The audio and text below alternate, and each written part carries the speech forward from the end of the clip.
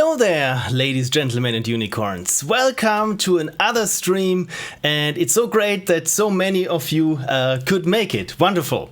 You probably noticed, if you're a long-time viewer, that I rearranged my camera a little bit, so when I'm staring blankly ahead, this is usually where I would have expected the camera to be. So yeah, I thought it's a little bit nicer that you don't see just this big blank wall behind me, and you also see some more of the unicorns. I thought that this is nice. RedHermit assures me that audio and stream are working great. This is good as always. I think it's par for the course to have some sort of technical difficulties, and I was having some sort of feedback that you would hear my voice doubled just with a slight delay, just so that it is annoying. So I think I've worked out the kinks, and it's so wonderful that so many of you are here. I mean, 10 viewers and a lot of things happening in the chat. This is wonderful. Okay, so before we start playing all of your Ludum Dare, well, not all of your Ludum Dare games, but we will get to this in a bit, I have made a little list that I'm sure not to forget anything, and as you can see, I'm very well prepared that I have to look it up on my phone. There we go. Okay, so for new time viewers, or just a little reminder to anyone who's already accustomed to this sort of stream, it works like this. I've planned after Ludum Dare on each weekend I do one stream for 3 weekends where I'll be playing a game of one of my patrons, and then in between, so every other game will be randomly chosen by my RNG 2000 random number generator from all the submissions that I've received. Alright, about the RNG 2000, the thing that's responsible for checking or for picking, where do I have my screen? Let me just switch over to the screen. There we go. So if you head over to pixelprophecy.com, why can't I zoom in? Apparently I haven't started the Glassbrick app yet. Apparently I have. Okay, this is wonderful. It's not working. I want to zoom in, but for some reason I can't. Anyway, the address is pixelprophecy.com/stuff, and there under downloads you can find here under tools the RNG 2000 random number generator, which is the one that I used. It uses a weighted randomness function or algorithm that I came up with myself, by which I mean I nicked it somewhere from Stack Overflow, as we all do. And if you want to inspect the source, it is open sourced. You just head over to source, and there we have it, the RNG 2000 Game Maker Studio 2 project, if you want to poke at the source a little bit again. Sorceress says, are these little pixel art characters on your wall, Pixel Prophecy? Oh, you mean those? Yes, those.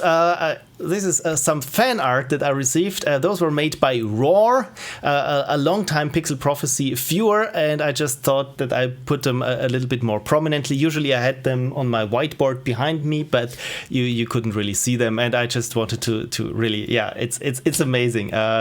Actually, Roar pixeled me in all of my different roles, even the so far still under production Ludum Dare 42 character.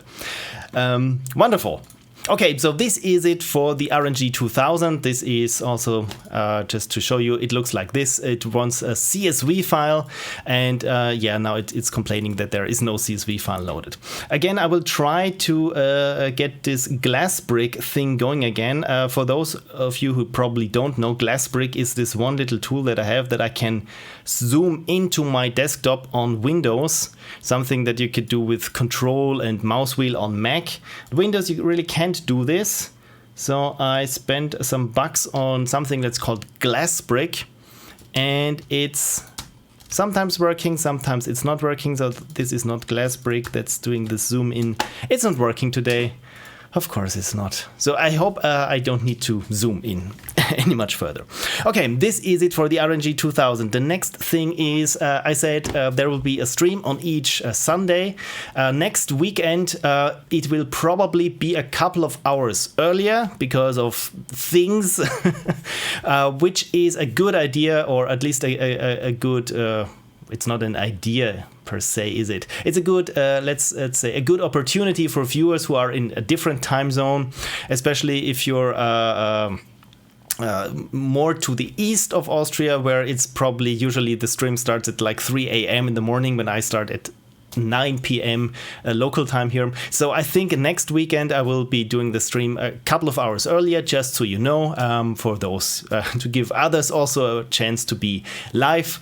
And the next thing is, yes, of course, the post-mortem. This is probably one of the biggest questions of you, my trusty viewers, is how's it going with the post-mortem? Will there be a post-mortem for Ludum Dare 47?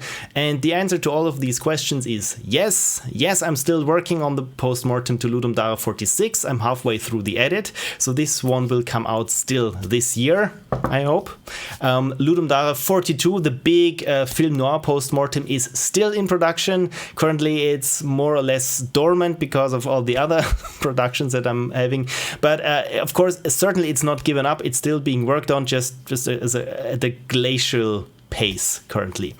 And Ludum Dare 47, will there be a post-mortem? Yes, of course. I recorded hundreds of gigabytes as always and spent a week sorting everything and organizing everything, and yeah, that I could start on the script. That's it for Ludum Dare post-mortem. So yes, of course they will come. As always, I also participated in the Ludum Dare, and my game, after all those streams are done, I will do a playthrough of my own game and also have appended a code review. As always, I made this time my entry with Game Maker 2. So if you already know that a GML, the Game Maker language, is nothing for you, yeah, then you can just drop out. And of course, unicorn and water I have here is, you know, with me, whenever we say the wonderful word unicorn, be sure to have a sip of water. This is our little drinking game because it's fun and healthy to stay hydrated. And I probably said 3 times unicorn without having a sip of water. So please remind me,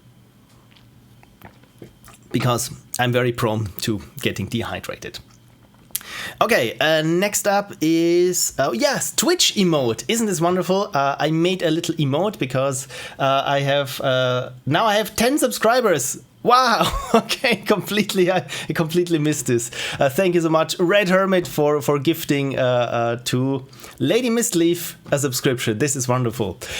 Because, yeah, since I'm very low on subscribers, I only have the opportunity or the possibility to have one custom Twitch emote. And this one I made, and it took a couple of weeks. Well, it wasn't weeks, but I think it certainly was 1 week to get approved. But yeah, now I got one emote, and this is Pixel P47 Ashley. Let me just quickly post it. It's a unicorn. It's Ashley. I thought Ashley would be nice. So if you need anything here in the chat to give some flair, some pizzazz, do it with Ashley.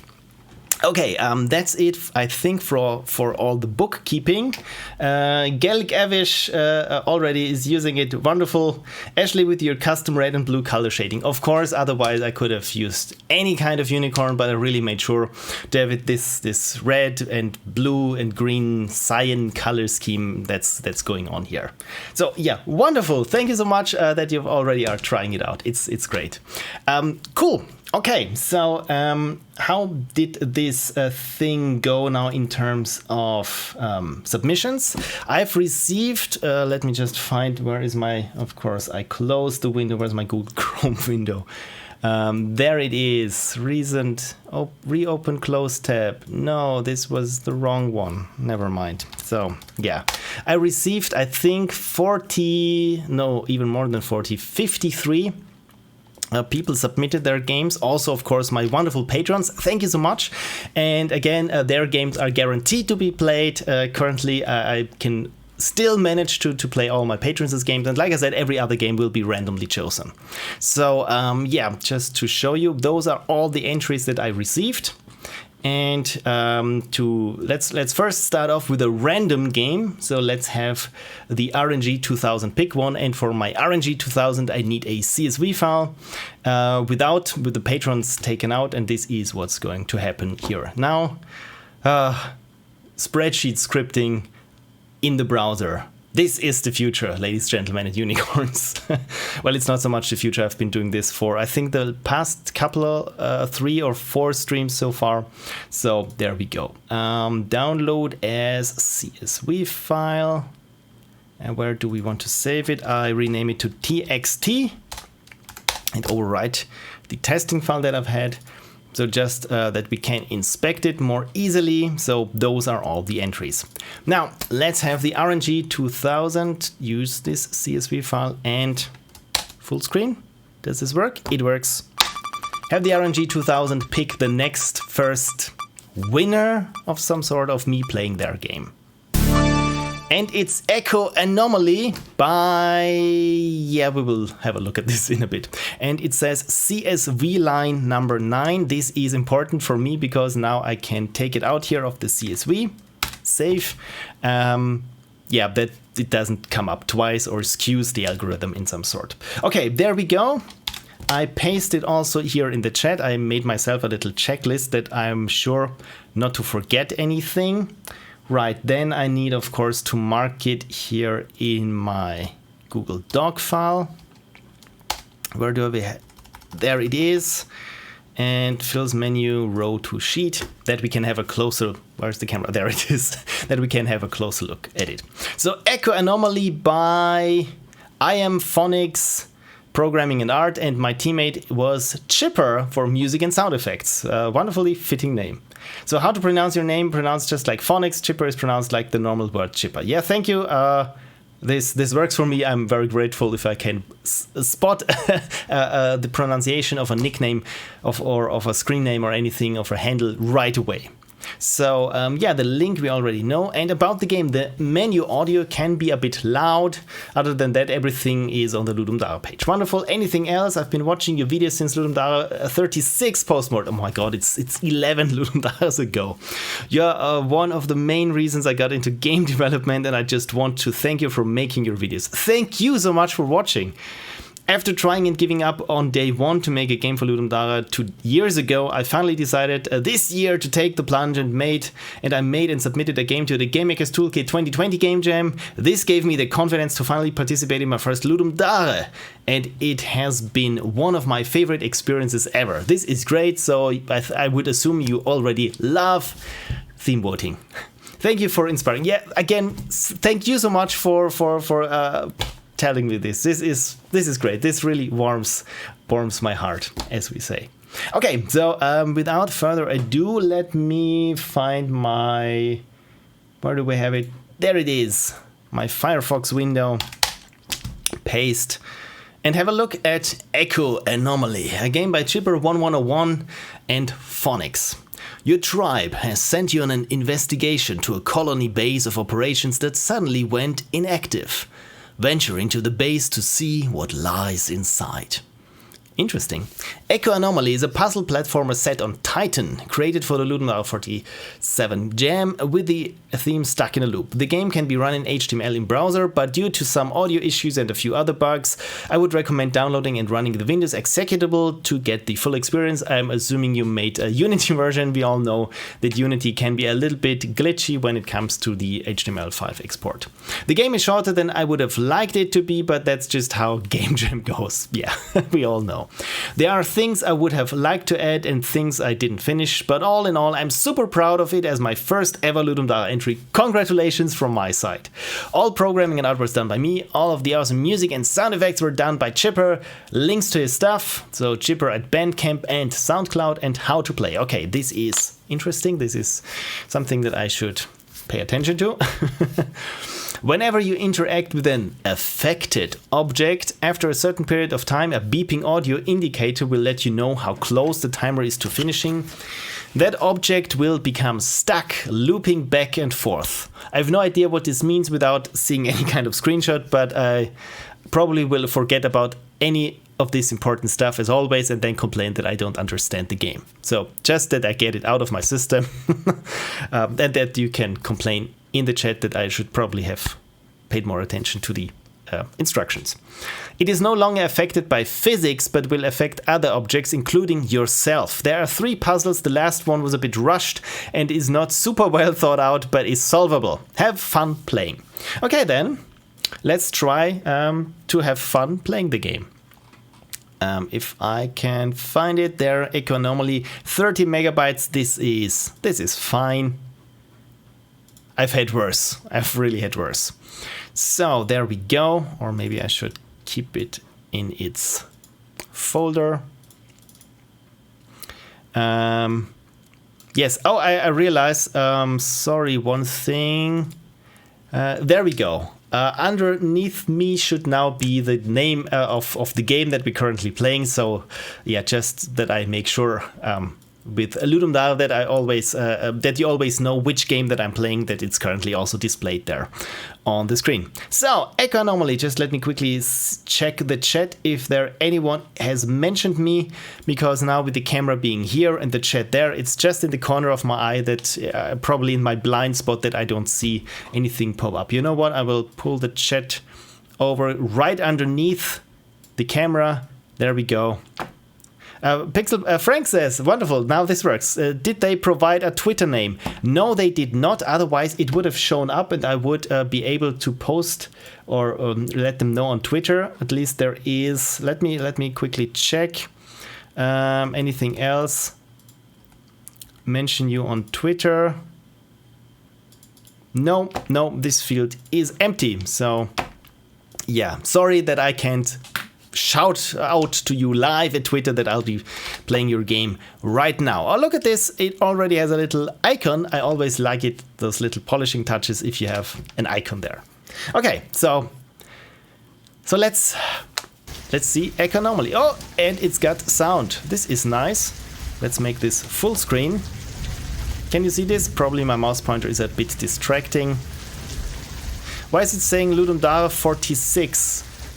Which one is my stream saying Ludum Dare 46? Is my quickly did I use the wrong CSV file? My god. Oh, under my picture.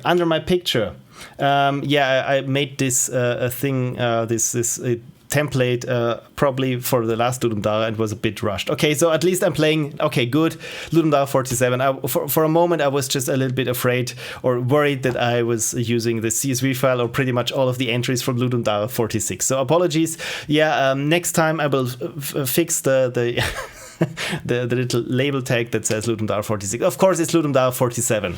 Again, apologies. Does it say Ludum Dare 47 in my Twitch? Yes, it does. Okay, so we're at Ludum Dare 47. Crisis averted. Fabula Raza says, oof, and I thought I had traveled back in time again. Yeah, you never know. You need to really escape the loop. Okay, Echo Anomaly. There we go again. I like this little effect going on there. Reminds me of some kind of palette cycle effects. Okay, controls: W and D left, right, space, jump, R restart level, and E is interact. Okay, so this is nice. Okay, the controls are very floaty, but I think this time this is okay. As if I recall correctly, we are on the moon that is Titan, and I would assume there's gravity is different there. Okay, what can I interact with? Apparently nothing, but I like this. Oh, okay, this is cool. Okay, so controls are a bit floaty. So interact, E to interact, C to crouch. No, this does not work. Yeah, probably I need to restart. No. And I have no idea what to... Okay, now it works. Okay, cool. So what is going on here? Oh, it's cycling. Ah, okay, so it's cycling and I need to use it there as a stepping stone, but this is very clever. I like this. So pretty much everything I've been doing there to this thing. Okay, I shouldn't have jumped. This is interesting. I haven't quite figured out how this looping thing works, but you know what? Let's restart there. And do it like this. Oh, okay, I haven't quite figured it out, to be frank. So just move it a little bit. And now I'm... Okay, so I have to be very quick because the loop is also very quick. Okay, now I think I figured it out, that it's just a couple of seconds that are looping. And if I don't touch anything there in the correct time, there we go. Okay, I think I think I figured this out. First, feedback. It would have been nice if there would be some kind of timer, maybe on the crate itself or something that I know, okay, this is the loop, the time that I have here. Okay, E, open, close, and this one here. Okay, maybe I need this to go. Yeah, okay, this makes sense. That I need this crate here to make it across. No, come on, come on. Oh my god, this was very glitchy, but it kind of worked. Okay, so now this looks hard already. Okay, so probably not what we want. But yes, we want this. Okay. So if I... Yeah, this was probably bad. Let's restart this. Okay, I probably need... okay, let's restart this again. I probably need this crate here to do something for me. Do I need it there?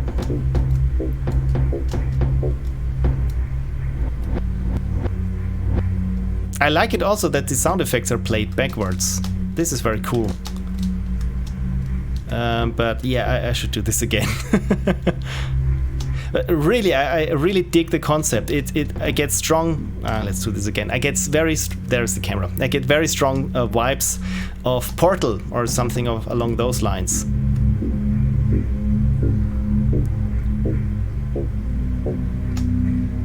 So okay, this should probably be it. So that I can use this there to jump over there. Jump, jump, no!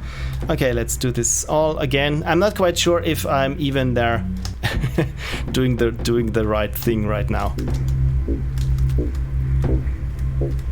Okay, if I just push it slightly there. Okay, so at least I have here now a platform. So when I open this one up here,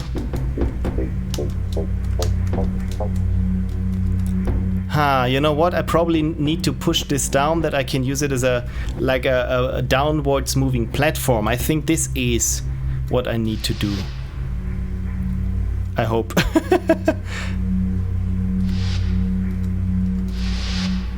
Apparently not, because it's now gone. Okay, so the sounds apparently tell me that it's now recording this loop, this increment in notes, in pitch. So as soon as I touch something, it gets recorded as the loop. Okay, so another bit of feedback. The controls are a bit too floating.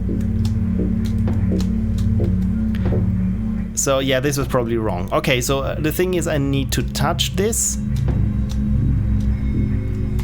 and drop it, that it gets recorded. But yeah, there we go. Okay, good. But probably won't be able to make it now when it drops. Yeah, this is... Ha! Okay, I'm not quite sure if I understand here the puzzle, to be honest. No. Oh, of course! Oh, I didn't see this. Okay, cool. So there is something, a platform there on the bottom that I... Okay. This helps. This really does help. Was this before there as well? Okay, so I need to drop it and then like this. Right, and now I can more or less move it back and forth. Probably that I've nudged it now will be problematic. Okay, but the problem is now that I won't be able to go back up there to hit the switch for this part here. Or can I? No, I can't go up here. Oh, thank you for gifting, Mr. Julius, for gifting another sub. This is very, very cool. Very nice. Okay, I'm really not quite sure if I'm doing things here correctly. Okay, so... Again, okay, so I need to nudge the box. Okay, I need to nudge the box a little to start its loop recording. Like this. Then I do this. That it's recorded as it is in place down here. And now I can get rid of this. And now this one here acts like a platform that goes up and down. Come on! There we go. Oh, okay. This is creepy. This is creepy. What is going on here? You can see this same sort of weird palette cycling goo on those bones there. Okay, so that was it. Can I go back there? Apparently I can't. Okay, hey, my God, this was really nice. I really like this mechanic of the loop recording. Again, I think the only problem, as you've seen, that I had was that at first I didn't quite understand that I'm recording now a loop that's being recorded essentially. But again, this I can see a lot of potential in this. This is one of those things where you have very straightforward. Sorry that I'm stumbling over my tongue again. You have very straightforward mechanics that once you realize how they work, that they are quite versatile. And yeah, again, I really like how many, I can see the potential for many different kinds of puzzles there. Something along, like I said, along the lines of Portal or Braid, in a sense that maybe some things are continuous, that some elements that might be continuous or only when you touch them, or some things that once you touch them drop out of the loop, or something along those lines for further mechanics that I could think of the top of my head. But again, I like the presentation. The sound is very moody. The graphics work.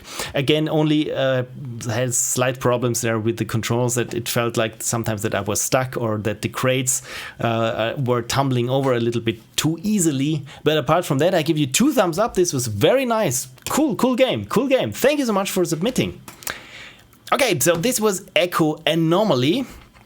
Next up for a patrons, I'm still not quite sure how to add the S to patrons, but yeah, where's my checklist? Okay, so the first thing that I need to be doing is, of course, to delete the lines here in the little heads-up display. So should be now empty under Ludum Dare 46. Again, we're in Ludum Dare 47. I apologize for the misleading labeling underneath this little thumbnail of me speaking. Okay, next up, go to the Google Docs sheet. Okay, so have we played this game? Yes, so that I can take it off the list the next time we make a CSV file. Okay, so the first one here is from my patron, Lilo Cormick and Joshua Mclean. McLean? I always want to say McLean, but I think it's McLean. Please correct me if I'm wrong. Row to sheet. There we go. Seasoned Herder. Okay, let me copy this, and because I want to be very thorough with my labeling, it should now be updated. Wonderful. Okay, so Seasoned Herder by Lilo Cormick and Joshua Mclean. McLean. Not quite sure. Pronoun Lilo, she, Joshua, he, and of course, yeah. Let me quickly also shout you out on Twitter. I have also a Twitter notification. Hey, Lilo Cormick and Joshua Mclean, I'm streaming your LD Jam game right now. Thanks for submitting. There we go. Oh, come on. And tweet. Cool. Okay, so tweet done. Next thing is copy link to chat. There we go. Thought about this. And anything else you want to tell me? Unicorn! There we go. Unicorn. It sometimes it feels like I'm the dog in Pixar's Up, and if someone goes unicorn, this is me. Okay, I need to have 3 sips of water right now. I see Kukadev just joined. Hello there. Joshua Mclean or Joshua Mclean, is he in the chat? I'm not quite sure if he is. He might be streaming at this point right now. So yeah, if he could drop in, it would be wonderful, because it probably would boost my viewers by 1,000. But even if not, yeah, I hope he nevertheless sees me playing through his and Lilo's game. And yeah, I hope I don't embarrass myself too much. Phil plays CSV results, now playing. Okay, so what did I just close? No, we're good. Where's my Firefox? Where is my Firefox? There it is. Cool. Paste. Did I forget anything? No. Seasoned Herder by Mr. Joshua Mclean and Lilo Cormick. Credits: Team Lilo Cormick, programmer, and Joshua Mclean, composer. So it's a two-person team, and look at those adorable little animals there.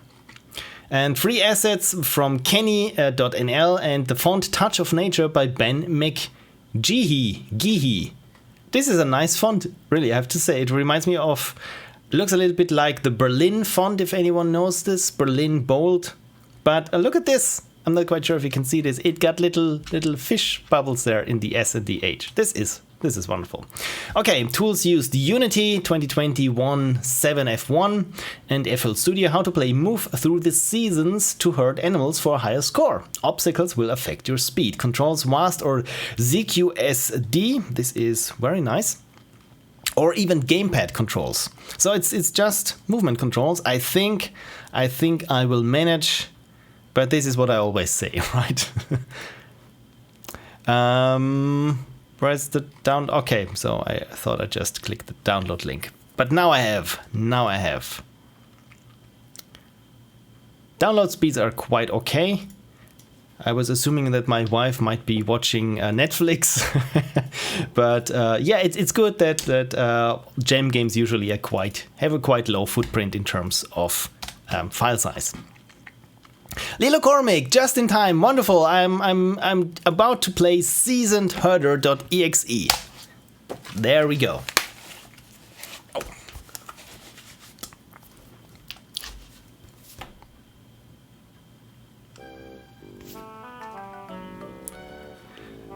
And the music already reminds me of, what is it, Crash Bandicoot? This N64 game. So controls, this is, okay, WASD and analog stick and even D-pad. Okay, so this is very nice. This is a very friendly and welcoming game, so pretty much it says, use whatever you have, you just have to move around. And it's also, by the way, it's also nice to have some sort of title screen. I always like this when the game, has something to start you, to get you in the mood in a sense. Okay, so settings. Music and sound effects, you know what, I will bump up both a little bit more. This is very nice. Okay, settings, controls, let's have a look at the credits again, that we just be sure not to miss anyone. And it says even here font and art assets used. So everything is probably credited. Let's have a go at it. Okay, so those are obstacles. Do they cost me something? No, I just move faster. But on trees I get stuck and move slower. Okay, cool. So what to do? Okay, so apparently those are the different seasons, and I move to different seasons apparently by just, is it always the same season? I'm not quite sure. So this must be summer then. And if I'm, okay, so there are, that's a panda and a frog. This is nice. If I go up there, it's springtime again, I think. Is this an orca? And a horsey. It's a horsey. I like my horsies. Especially if they have some sort of horn. Okay, so a lot of animals here in fall. And what's this? Is this a narwhal? The whale with the unicorn horn? I said unicorn, right? So I haven't quite figured out how to affect the seasons that I'm in. But I'm assuming that when I go down, it's winter, right? Okay, so winter I can really use the frozen over ponds to get some speed there. There we go. So if I go down, it should still be winter. And there we go. There is fall. And when I go up, and when I go down, it's winter again. So, okay, so those rooms or views seem to be permanent or persistent. Okay, I need to get to the penguin, so I just roll over there. And if I go there, I should come in. Okay, at fall time. Yeah, it's really, I don't quite understand. Okay, when I go up, it's springtime again. 4, 3, 2, 1. Okay, my score is 56. You know what? Let's try this again and let me try if I figure out how the seasons change. So when I go up, it's spring. Go down, it's winter. Spring, winter. Okay. I go to the right. It's fall. And now it's fall. No, it's not spring. It's summer. And still summer. Okay, so I will try to maximize this now. Now I go up. Okay, so I think... Well, I'm not quite sure if I really have figured things out, to be frank. But what I really like is this music transitioning. That the instrumentation is a bit different per each season. This is a very nice touch. I mean, the sleigh bells. This is winter, right? I really dig those completely mismatched animals for any season or a biome, essentially, but they look so derpy. I really like this. Looks like I'm doing a little bit better than before.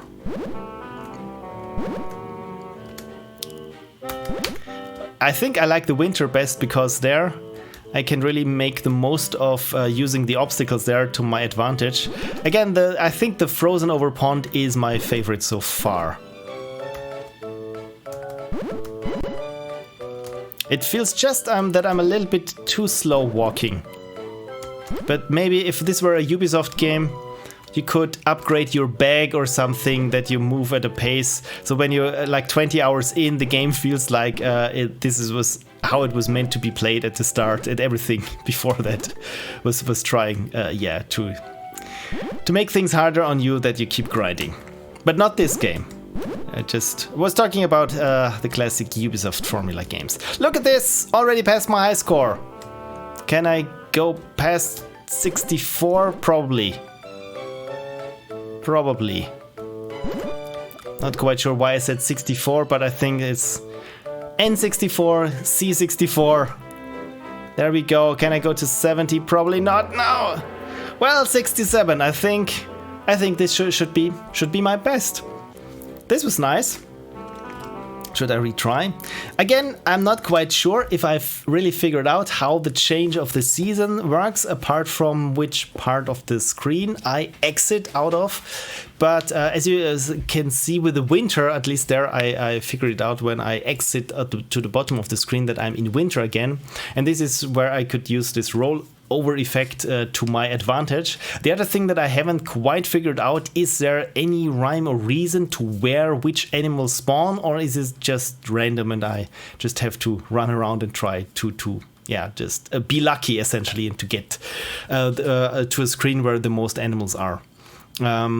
Lido Cormac says, a game is easy and cute to appeal to my 5-year-old son. Okay, so this makes sense that I don't really have to worry about trying to maximize my strategy there, because as a little distraction, it works very well, and I had quite a lot of fun to be honest. But I think this really speaks to the gamer in everyone. If you walk over something and essentially then it disappears with a nice sound, like the coins in Super Mario, you really don't have to collect them, but it just feels good to be collecting them. And I think this game has is on this along the same lines.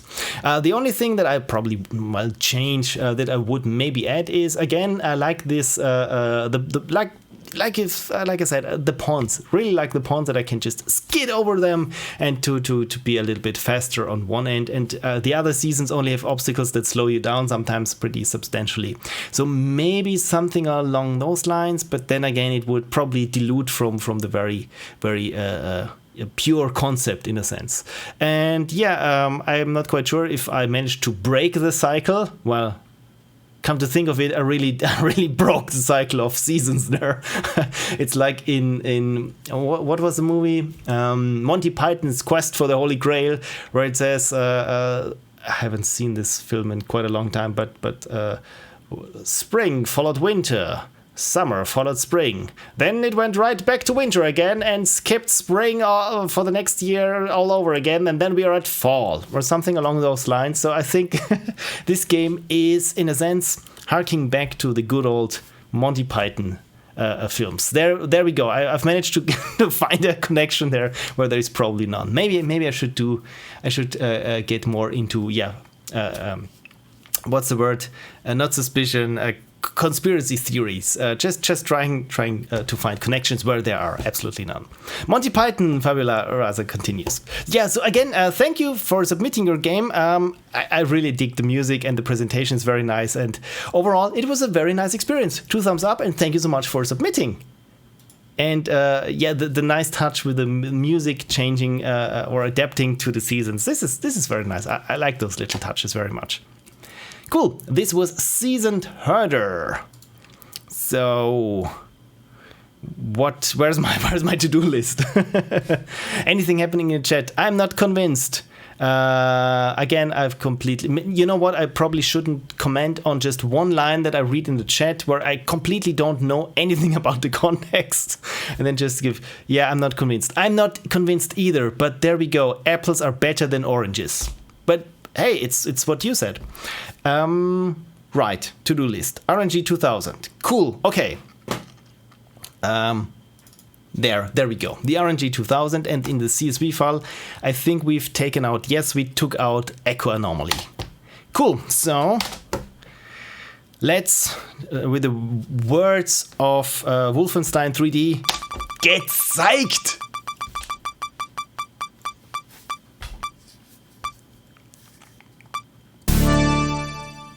Endless Looping Adventures, CSV line 17.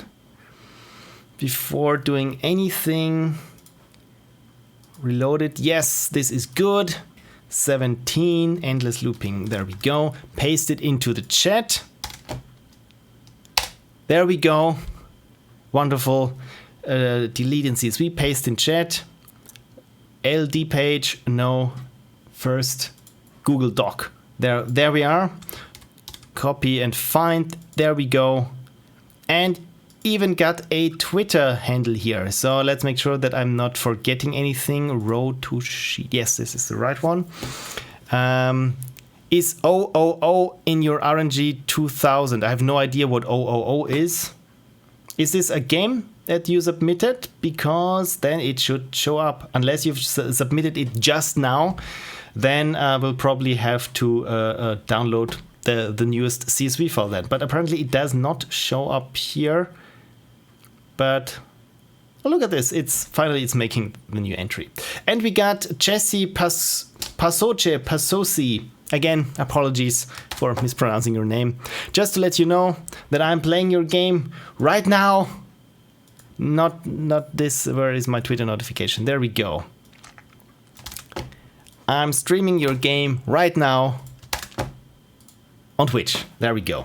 So, Endless Looping Adventure by Archimagus and DangerousFat. This is, for some reason, reminded at Fats Domino, but there's probably no relation there. So they made a game, and anything else you want to tell me? Still waiting on that FMV game. Oh yeah, I'm still not quite actively working on it, but whenever I have some ideas, they go into a big Google Docs list for my one-time FMV game. On the positive side, or well, positive side, this is probably the wrong expression. Well, I got something that's already finished, and this is a Unity prototype of having this kind of FMV type progression. If you've watched one of my streams this year, I think a couple of months back, there was one stream called Working on My FMV Game, and from there I already have the possibility to link up video sequences and to choose between them, and you have something there on the bottom screen, and then it picks, depending on your choice, the next video and so on. So basically the framework is there, all I need is the content. We all know this. All we need is the content, the rest programmers have handled pretty much everything. Okay, Rex Gun says, Pixel Prophecy, I only submitted mine just now when I saw on Twitter. Does that mean there's no chance it will be played this stream? You know what, now that I know that you just submitted it, I will download a new CSV file. Let me quickly make sure that I take out the one that we are about to play. So I have to make here a yes, and having it there, just anything in this column here means that it's not going to be included in the next CSV file. So you know what? It should show up here. Is it literal games? So what's the title of your game? Oh, so there it is. So apparently from the timestamps here, got a couple of submissions that are new. So when the next time I will run this CSV file, oh, look at this, AmberDev just submitted, wonderful. So okay, this means next time after playing this one and then patrons' games, I will re-download this list so that it's the most current one that we have. Thanks for reminding me and pointing out that otherwise I would be playing. It's like working with the old data of your world model in a sense. So yeah, this is what we're going to do. Right, where was I? Playing a game from Jesse Pasoce, and it's not Seasoned Herder, it's Paste. No, it's just pasted the tweet. But I should still have here the link in the entry. There is the link. Wonderful. I'm your Scatterbrain streamer. Hi, I'm Phil. I'm sorry. Endless Looping Adventure. There we go. Did I miss anything there from my to-do list? No, we're good. Endless Looping Adventure game by DangerousFat and Archimagus. Sorry. Endless Looping Adventure is an idle game where you put together your best team and see how many loops of waves you can get through, just like Corona. Buy your characters, unlock their abilities, let them battle. 6 unique characters to fill out your team. Each have a special ability that can be unlocked to make them extra special. P.S. there are speed control buttons at the bottom if you want to speed up the fights. So it's ELA, Endless Looping Adventure. Okay, so by Pinguinos Grandes. Okay, big penguins, right? Okay, dig the art style. So it looks to be as it was optimized for mobile, and it for some reason it already got the looks of a mobile game there with this currency up there, and yeah, health bars. It looks kind of pleasing, I have to say. Okay, so we can play it as HTML5 in browser. So Happy Twitch 500 just wanted to try the command submit and how to submit. Right now I'm really not good at Twitch, but I will post the link to the submission form. Let me just quickly find it. Just for you personally there in the chat. So the link that I just posted is for the submission form. Where's my headphones? There we go. Okay. Yeah, this is a one-man show, so I do pretty much everything manually. Okay, let's zoom out here or make this full screen there, and let's run the game. And I hope that it fits. It barely fits, but it does. Wonderful. Ooh. Okay. I'm already psyched. The music, for some reason, has something of Rogue Legacy. Okay, settings. Main, music, and SFX. I will need to turn down the volume a little bit. Or is it too loud? Yeah, Ingenibula says too loud, so... Let's try it like this. Is this better?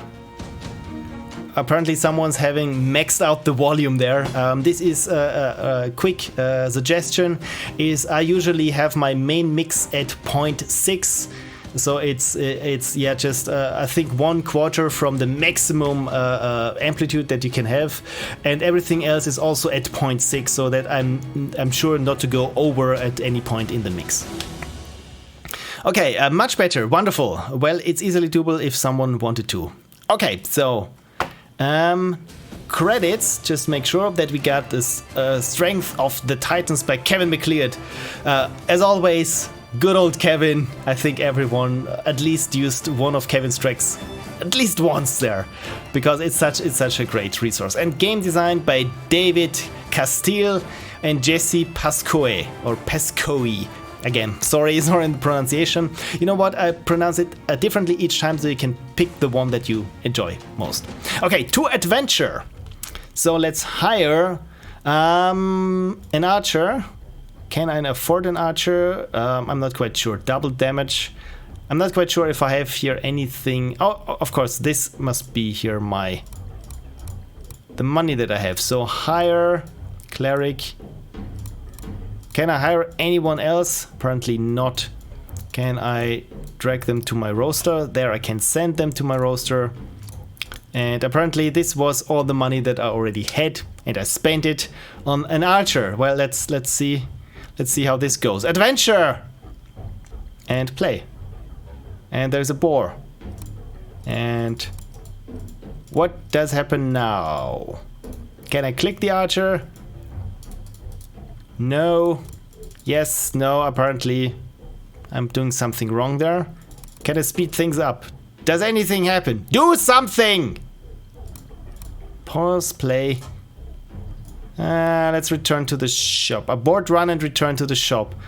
Let's say no. No, maybe. Okay, apparently I'm doing something horribly wrong here. Huh.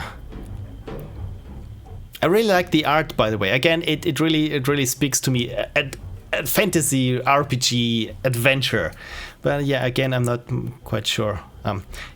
He might have needed to be in the party. Roster might be those sitting it out. Oh, of course, this could be. So let's return and add to party. Okay, now this makes sense. Yeah, this is much better. Thank you so much for clearing this up. Of course, I thought the party is the other one. Yeah, I had things completely turned around. Okay, so with 30 gold, I can unlock a crippling shot. This I do. Adventure! Take this, boar! You crippled! Okay, cool. So looks like my archer is doing not too good. Okay, this was... they're probably not going to survive this. But at least I managed to get 60, so what can I afford? Apparently nothing else, so let's... Adventure? Let's see how my archer... how much she can do. So let's speed this up even further, because this is an idle game and I don't want to be idling myself too much. So 120, this is good. So which one shall we pick? A rogue, a wizard, a barbarian, or an other archer? Lepton says unicorn. There we go. Cheers to you. Lady Misleaf says barbarian. Let's go with a barbarian then. Okay, still got 20, so I can't afford anything special, but adventure! Take this, boar! You were boring anyway. I'm so sorry. You need a tank, Lady Misleaf says, and right she is. For some reason I always like to go with the archer, because I always play, especially in good old Skyrim. I still play the Khajiit, the hidden one, who shoots arrows, but is constantly over-encumbered because he just takes everything else. But Khajiit really enjoys the color of your coin. Okay, so I got 125. This is good. So we got an archer and barbarian, so I think we should go with a rogue, or you know what, I add another fighter.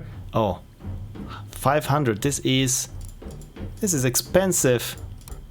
So maybe let's unlock a rage for our barbarian then. And My god, why are they so expensive? What is this, by the way? 100? Oh, so for 100 I can update the randomly chosen things. And I'm now at -5 gold, so apparently this is not good. So let's adventure and advance at least in the positives there. Okay, so my archer is probably the first one to go. Apparently it isn't really important where they are in the formation, but this is okay. So 165, but my archer is at level 3. Can I double damage twice? Apparently not. Can I rage twice? But 500, my god, those are expensive. But adventure! Let's speed this up even further. Usually I'm not a big fan of idle games, but for some reason there is something very deep inside of me that just feels warm and fuzzy whenever I see progress bars getting more progress and without doing much about this. And again, I'm bashing on Ubisoft because they know, they really know. Their games are just basic survival games with some parkour elements, and the rest you do is just unlocking stuff on yeah, again, I have to adventure because otherwise I can't afford anything else. Yeah, maybe I should have gone with the barbarian in the first place.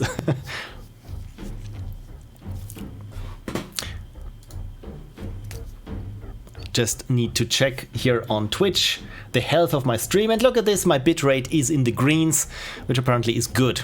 By the way, I'm also streaming again, this time at 30 FPS, so sorry for any high frame rate aficionados out there. You're probably not going to get those from this stream there. Okay, 735. Any picks or any advice on which one I should pick? I would go for the wizard.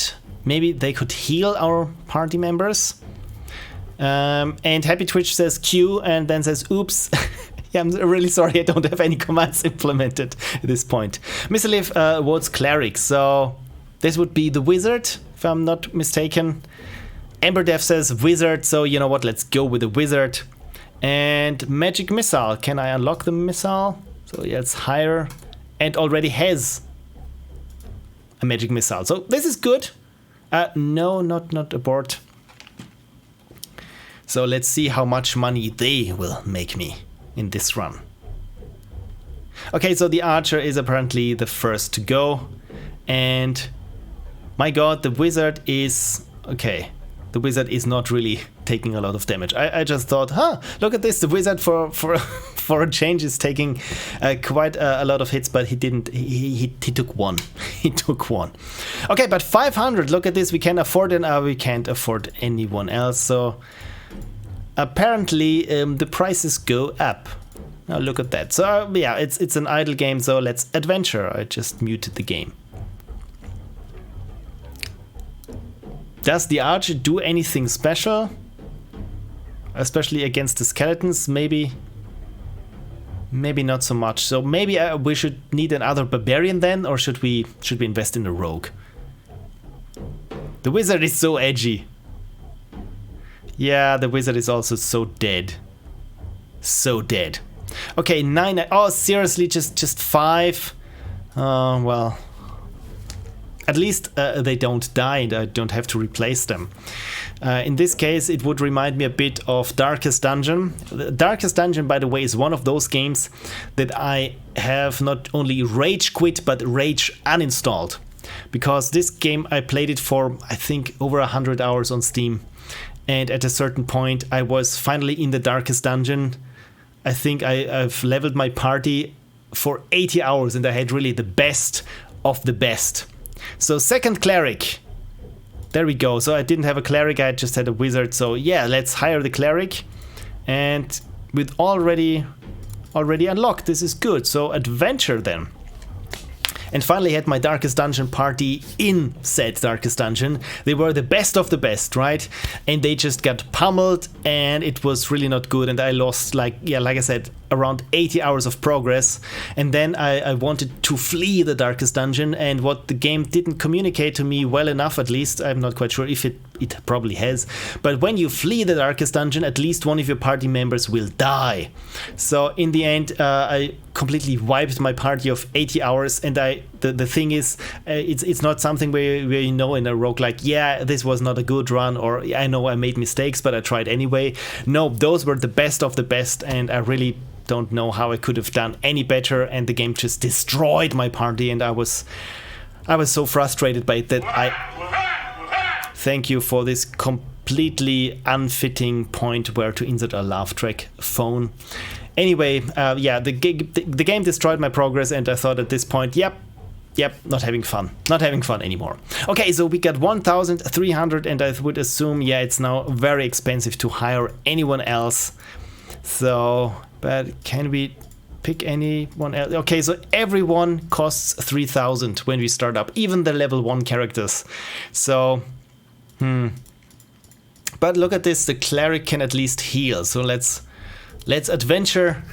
And by the way, I really enjoyed these little animations that you have there with the wizard shooting and everyone moving. It's like in Final Fantasy VI, the one on Super Nintendo and PlayStation 1, I think 6, where you have those little, very basic animations, but still communicates clearly what is going on. And I like this about this game here. What I don't like about it is, oh look, the troll is healing. Is this a boss fight? Oh, this was nice. What would have been nicer if there would be also some kind of animation for the coins that plop up, because I think this is very important for idlers, that you really can see that you're making more and more money, and yeah, just bells and whistles essentially. But look at this, my party of just 3 is well, actually it's a party of 4, but we all know that the archer is not too good. The archer is the first to go, but look at this, they make me quite some money, at least until they are dead. Okay, so can I afford another one? No, but at least I want to keep going until I got my complete party, or my party complete. RedHermit again said, posted the submission link for the games. Thank you so much. Again, I don't have any commands implemented yet. So yeah, if I spot something with a exclamation mark in front in the chat, I try to do it manually. My God, this is so 1900s manual labor. Ugh. Okay, so we are over 3,000, which means next time we can afford someone new to our party. Can I return to the shop? But apparently then it's abort the run, so no. Okay, the yes and no, I think they were switched, at least to what I'm used to, so this is why I just made sure that I'm clicking the right one. That's a lot of snails, and they take quite a beating. What would have also been nice would be some kind of sound effects during the fight, but then again, this is an idler, and you don't want your idler to just be shouting constantly, attack, attack, heal, medic, or something like this. Okay, so which one, an archer, a wizard, a cleric, or a fighter? Happy Twitch says archer is good, but it is in the first slot, so it is targeted more, I think. So if I send it to the roster and then add it to the party, this makes sense. This makes so much sense. So, you know what? I will go with a fighter and have the fighter and the barbarian in the first row, if this is how it works. And then, of course, the cleric, or maybe the wizard, the cleric and the archer, because the archer is, I think, our glass cannon there.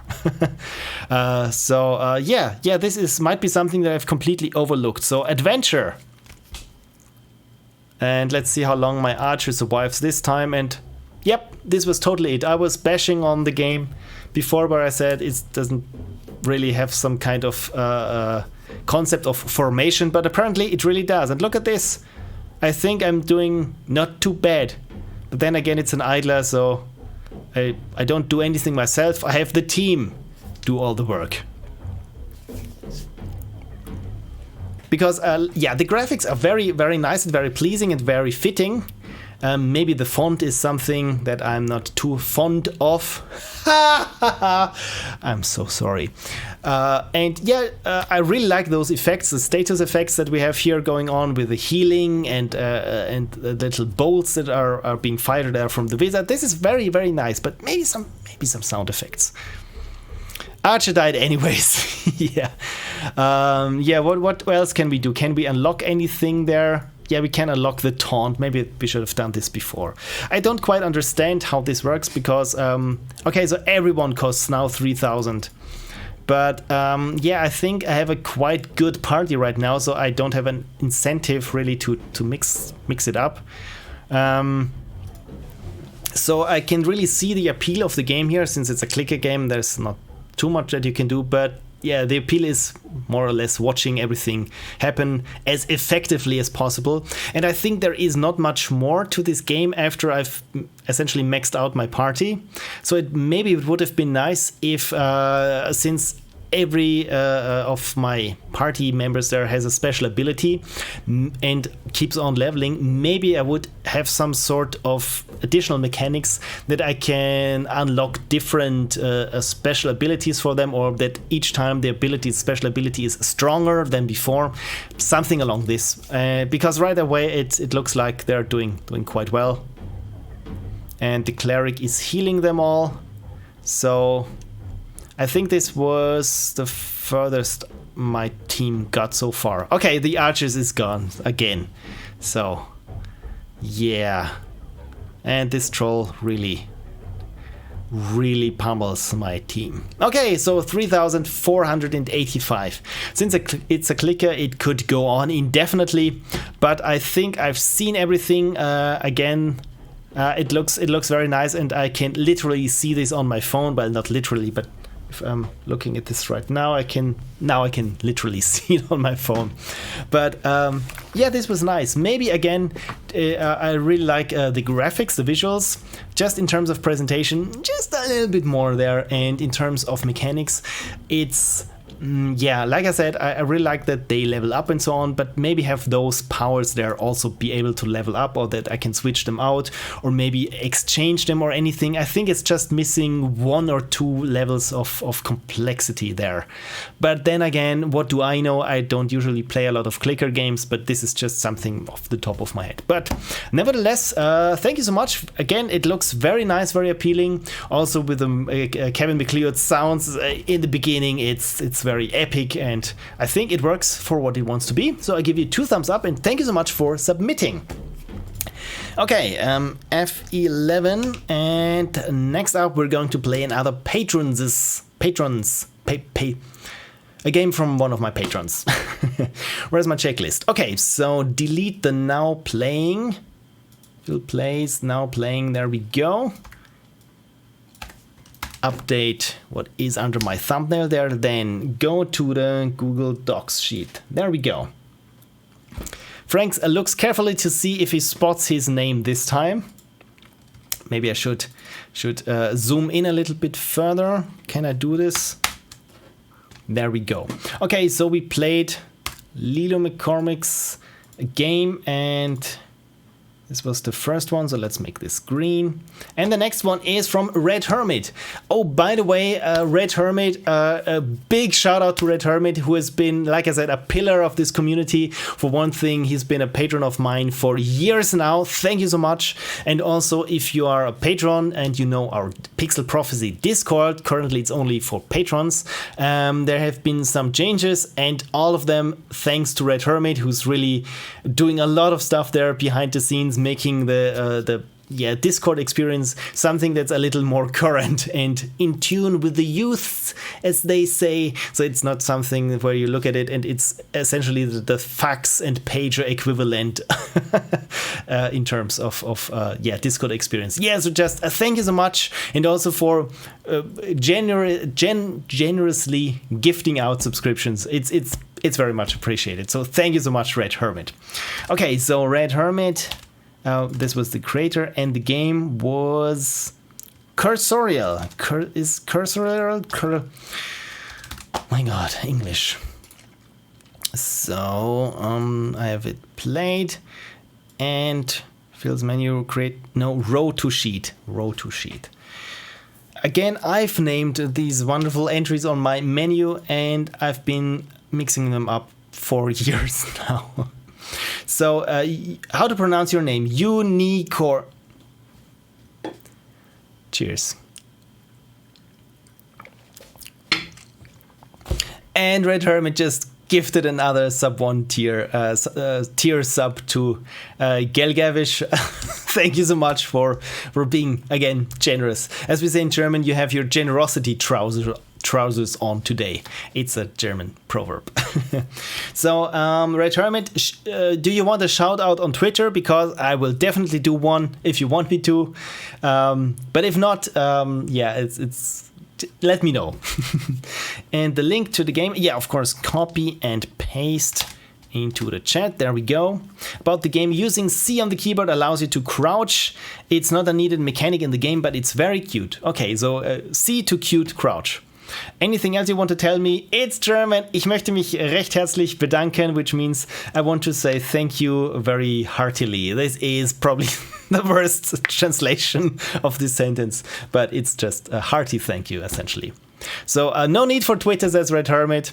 And look at this. Gelgavish is already using the Ashley emote. Oh, this warms my heart. So nice.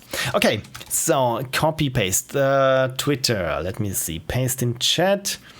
Paste in now playing. Paste in Firefox. Tweet. Firefox is. Where's my Firefox? This is the fiery fox. There we go. Cursorial. The journey of a hamster. A brief experience for you to enjoy, where you may learn some wisdom from a tiny adorable creature.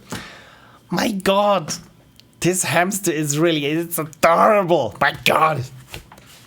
I want to cuddle it until it dies because I can't let go cuddling it. Maybe then probably not cuddle it. Controls WASD or arrow keys left and right. Space to jump. Tools Unity, Photoshop, and Mixcraft 9. I've never heard of Mixcraft 9 for audio. Maybe I should look into this. And Foley, Mobile Mic, and Audacity. Ah, the classic. So where's the download link? Apparently I scrolled over it.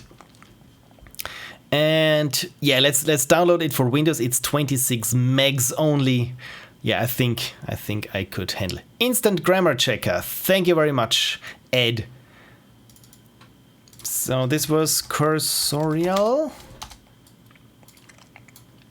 Funny thing is, I always get the Grammarly ads on YouTube. Anyone else constantly keeps getting those? Because the fun thing is, it probably reads my browser's cookies, and probably somewhere there's a cookie that reads with Grammarly. So this is why I get served the Grammarly ads.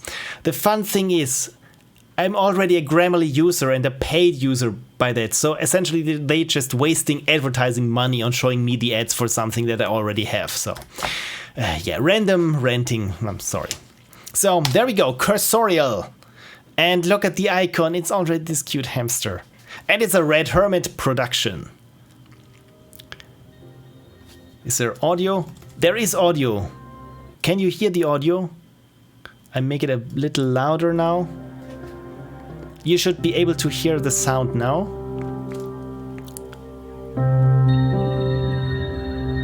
I like those sounds. They are very, very deep. It reminds me, in a sense, of some...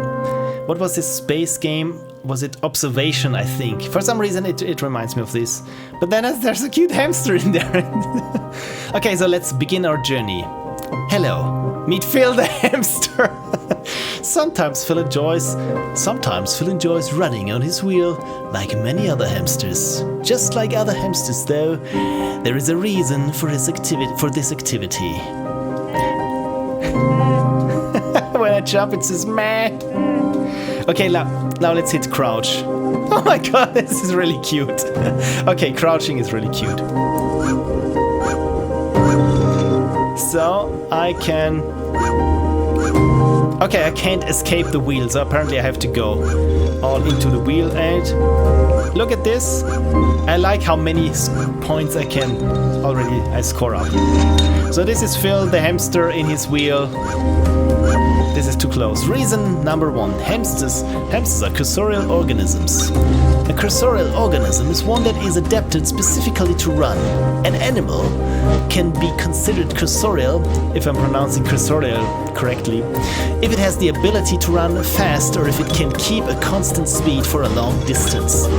Apparently, it's just a coincidence that Phil has the same name as me. Hamsters know a secret. The music is a little bit too loud. Is it now better? Better now? Badum dum badum badum da dum da, says the chat. Great. Okay, wonderful. Okay, hamsters know a secret. Let's keep. Perhaps you've tried metaphorically and literally to break free from your hamster wheel, subverting your efforts only to encounter a significant challenge. Try as you might, you are just as King Sisyphus, seemingly destined to push your boulder up that hill for all of eternity. My god, that's depressing. But at least we have escaped our hamster wheel, and yet we are still stuck in it.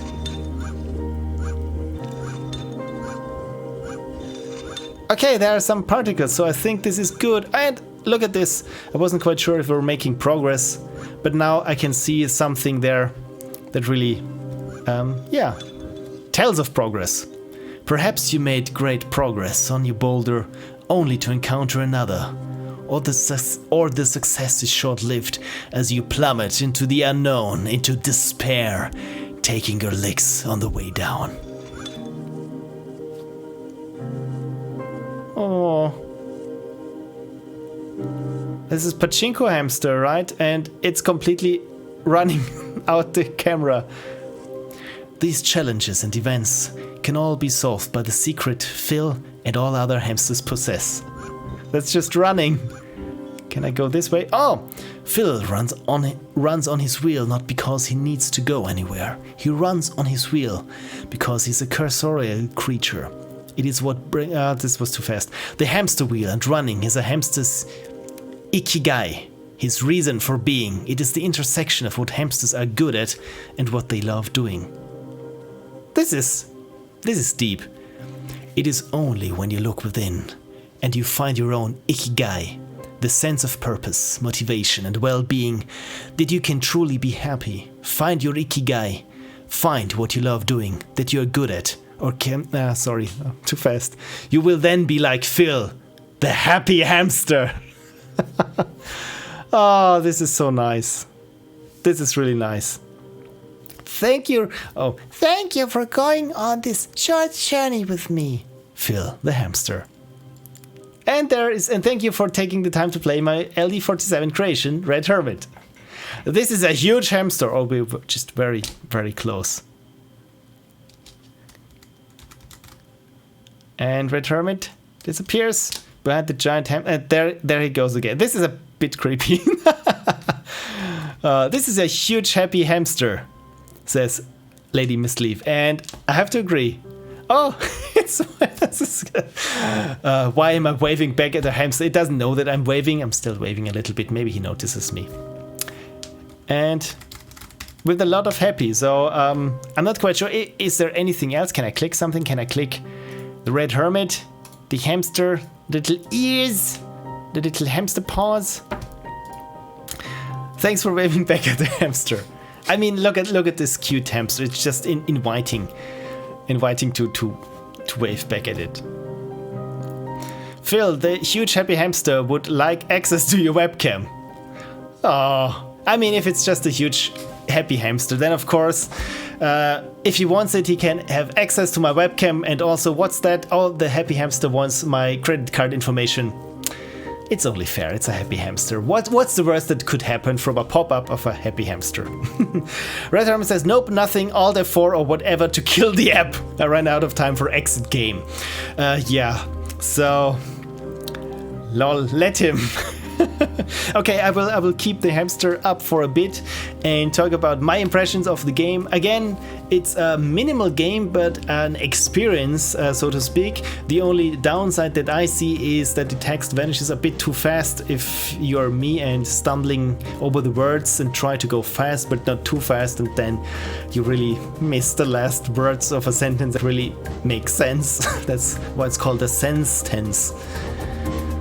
I'm not sorry for this bad joke. For the others I are, but not for this one.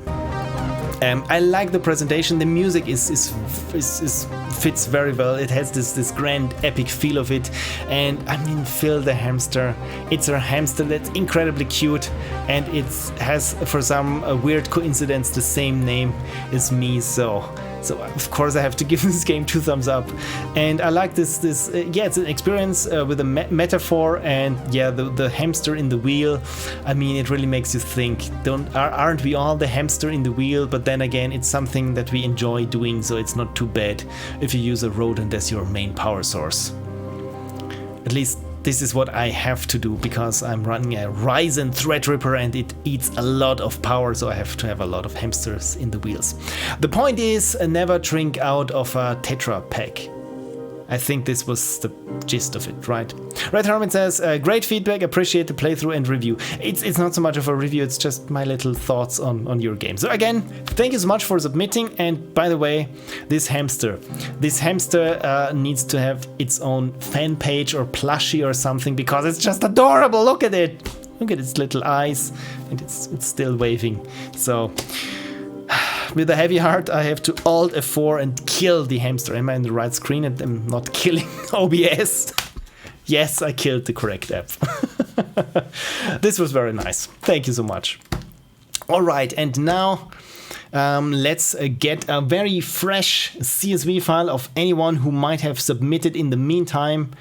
And there are, according to the timestamps, this one was submitted 20 minutes ago. So I think this should be the most recent CSV file then. Just make this one green here that I know. Is it of a different green? Okay, this time I'm not mixing up greens.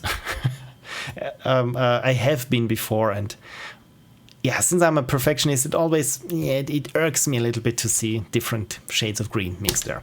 Okay, so let's create a CSV for the RNG 2000 and yeah, have the freshest list of games, of possible games that could be played in this playthrough. Look at this, 32 viewers. This is a whole packed classroom. Something that should not happen in real person at the current times. But my God, thank you so much for watching and still sticking with me. And I'm well aware that it's not my entertaining demeanor, it's more like if your game comes up or not. But I really appreciate it for you to stick around and not just wait until this goes up on YouTube anyway the next day. So yeah, it's really much appreciated that you're still there. Okay, so 40 entries are still to be played or potentially to be played. This is amazing. Thank you so much for submitting your games. Okay, let's save this as txt file, overwrite the one that we have, make sure that this is the latest list. Yes, 40 entries, wonderful. And did I click something? No, okay, 40, we got 40 entries, cool. Where's my checklist? The first one says RNG 2000, and so we shall. Is this the current list? Just to make doubly sure, Cycle Breakdown was the last one. Yes. Full screen and space to randomize. I don't watch your postmortems because you're boring. There can only be one fill. So you watch it because they're boring, but there's just one fill. And right now, it's Suitcase Panic by TheInkSkeleton. I'm assuming I pronounced their nickname, their screen name correctly. CSV line 30. Okay, where's my checklist? First, delete in CSV. There we go. Delete, save. Next, paste in cheat. Has this ever happened to any of you that you make typos when you handwrite something? It says, oh no, it says chat. Okay, so I've made a typo in my visual apparatus. It's never mind. So Suitcase Panic, the link is in the chat. Good, paste in chat.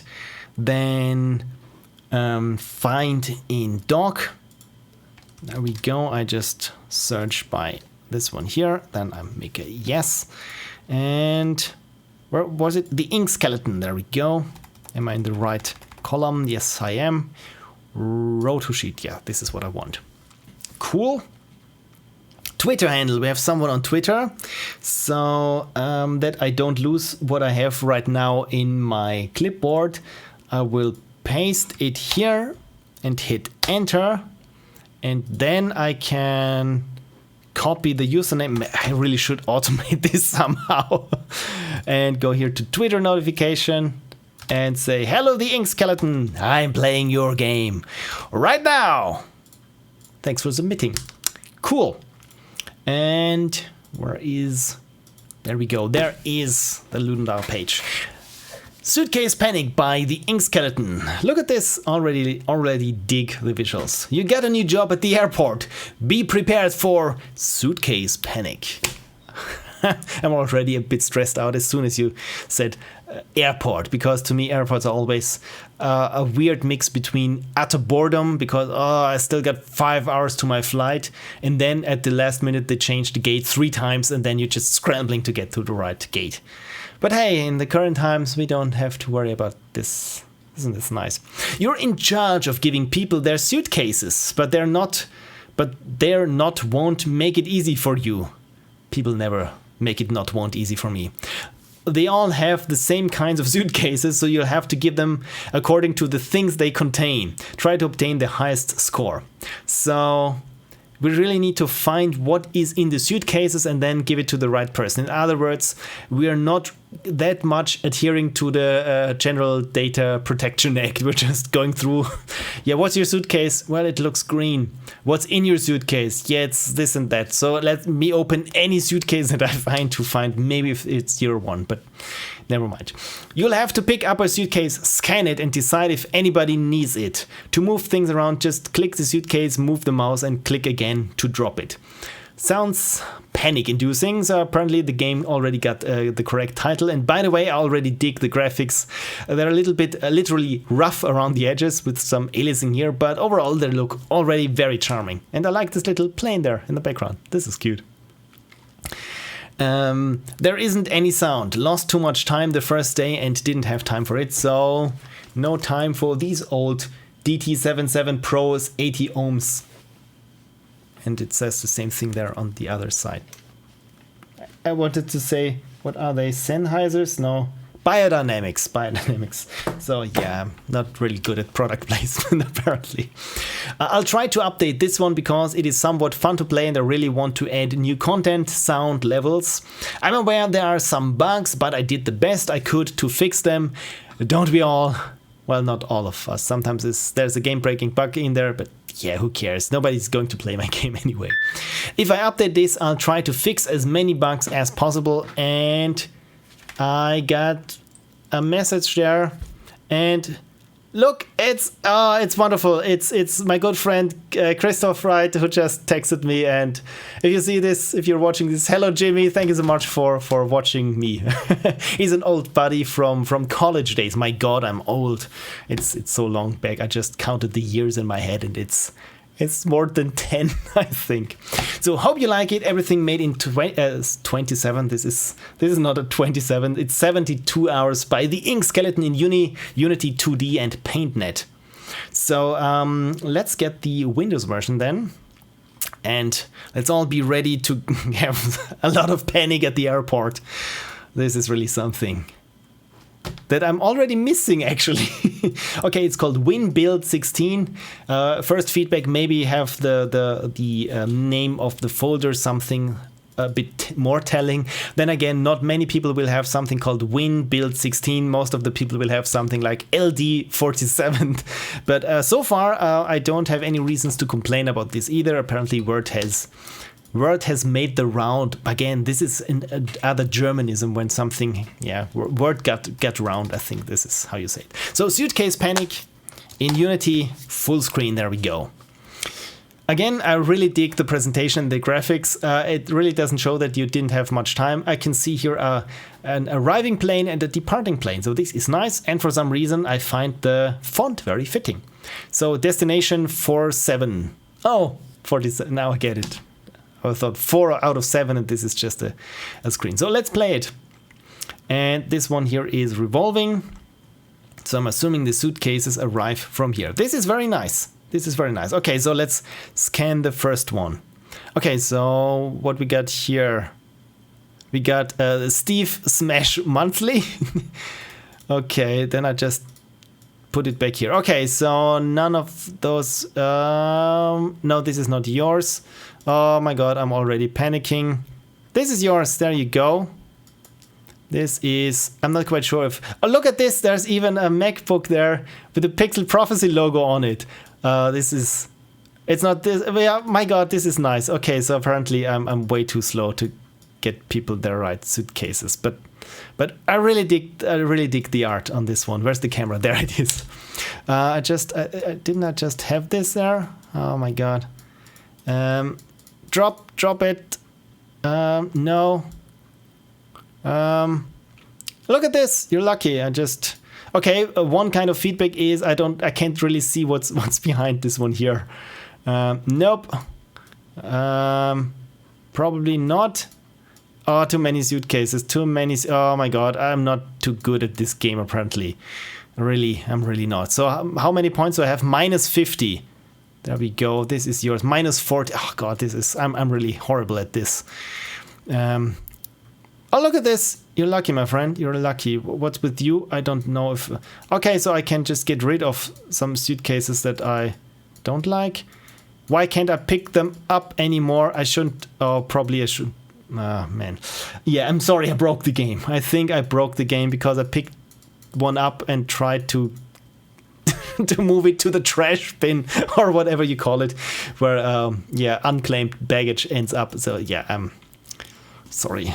Can I escape anything? So my score is at minus 50, minus 60, minus 7. Wow, my score is in the negatives. This is horrible. So Lady Misleaf also says black unicorn shirt. I haven't really noticed this. Okay, so again, I think the biggest problem that I'm having with the game is that I can't pick it up. You know what? Let's restart the game. For some reason, it's not registering my mouse clicks each time. So play. There we go. Let's try this. Let's try this. Okay. Suitcases. Ignoring people's privacy and scanning suitcases. I can do this. What's in there? Pants, shirt, toothbrush, compass, notebook. Okay, so let's put it there. Was this anyone's? No. This one here. Yes, Steve Martley. This one here. No. This one. No. This one looks correct. Yes, even she got even charging cables. Oh my god! Man, your suitcase there. Can I put it here? Can I put suitcases where I know that... You know what? I'm trying to break the game now. No, but probably it's one of those that have just arrived. Yes, and this must be yours then. Cool.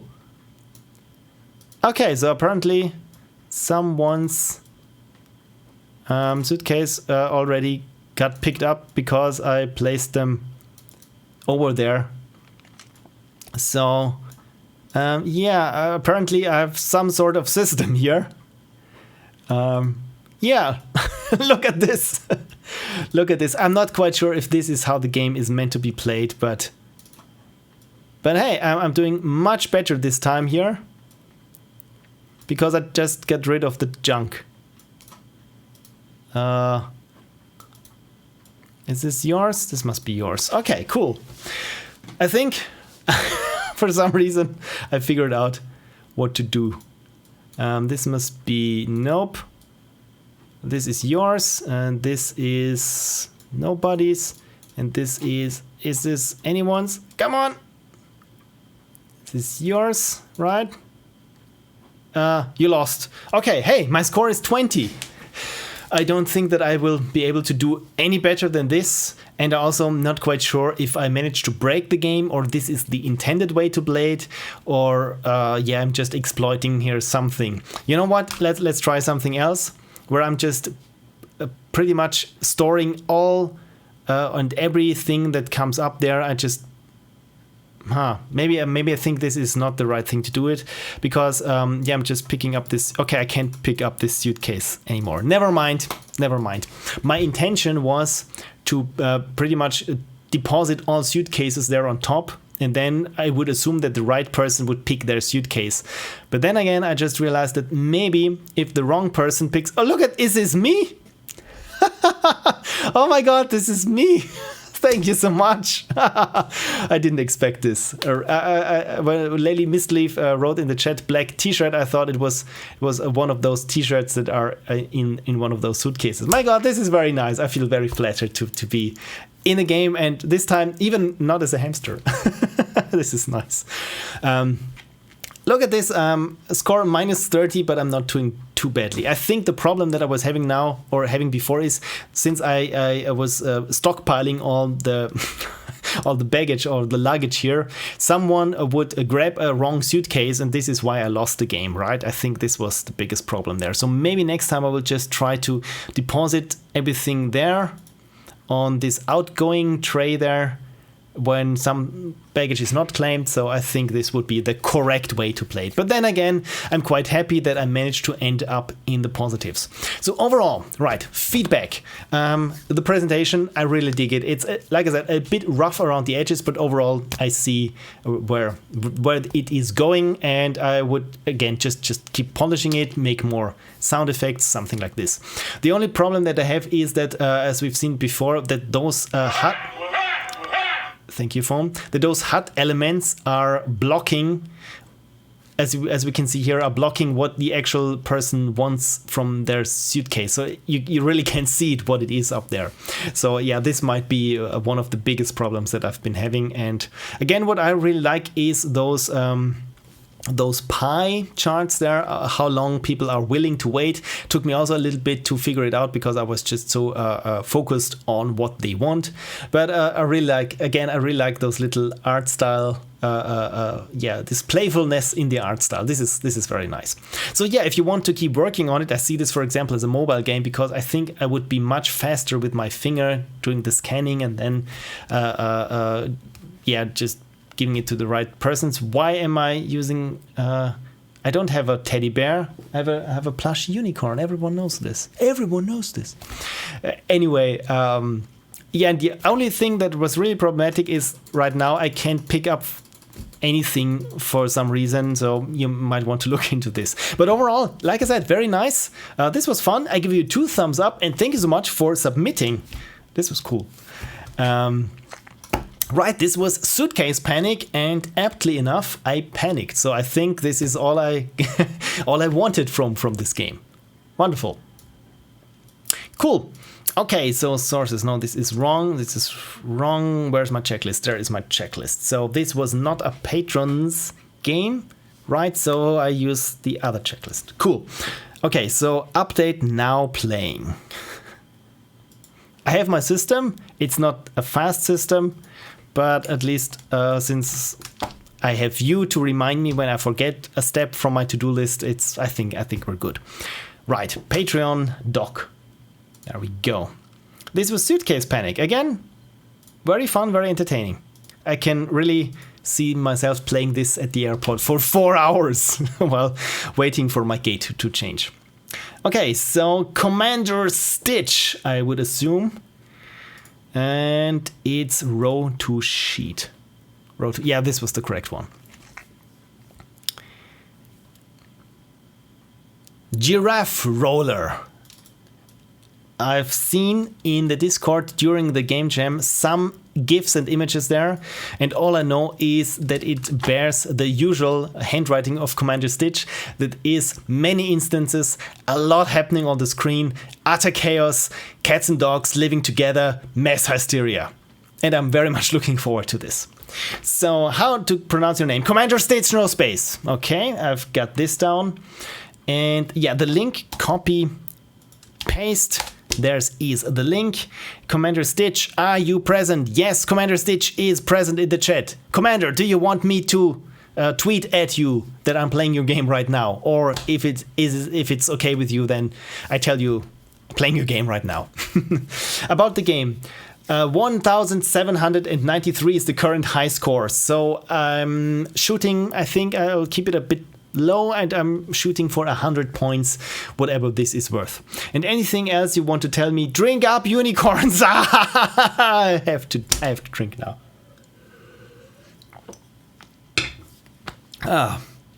Wonderful. Do you know what? I'm not even hearing the call of nature, so to speak, but with this one, yeah, who knows? Who knows when it will come? You're welcome to do what you want, Commander Stitch says. You know what? Then, since I want to be extremely thorough, then let me tweet at you with copying even your Twitter handle there. And you will receive a tweet from me now.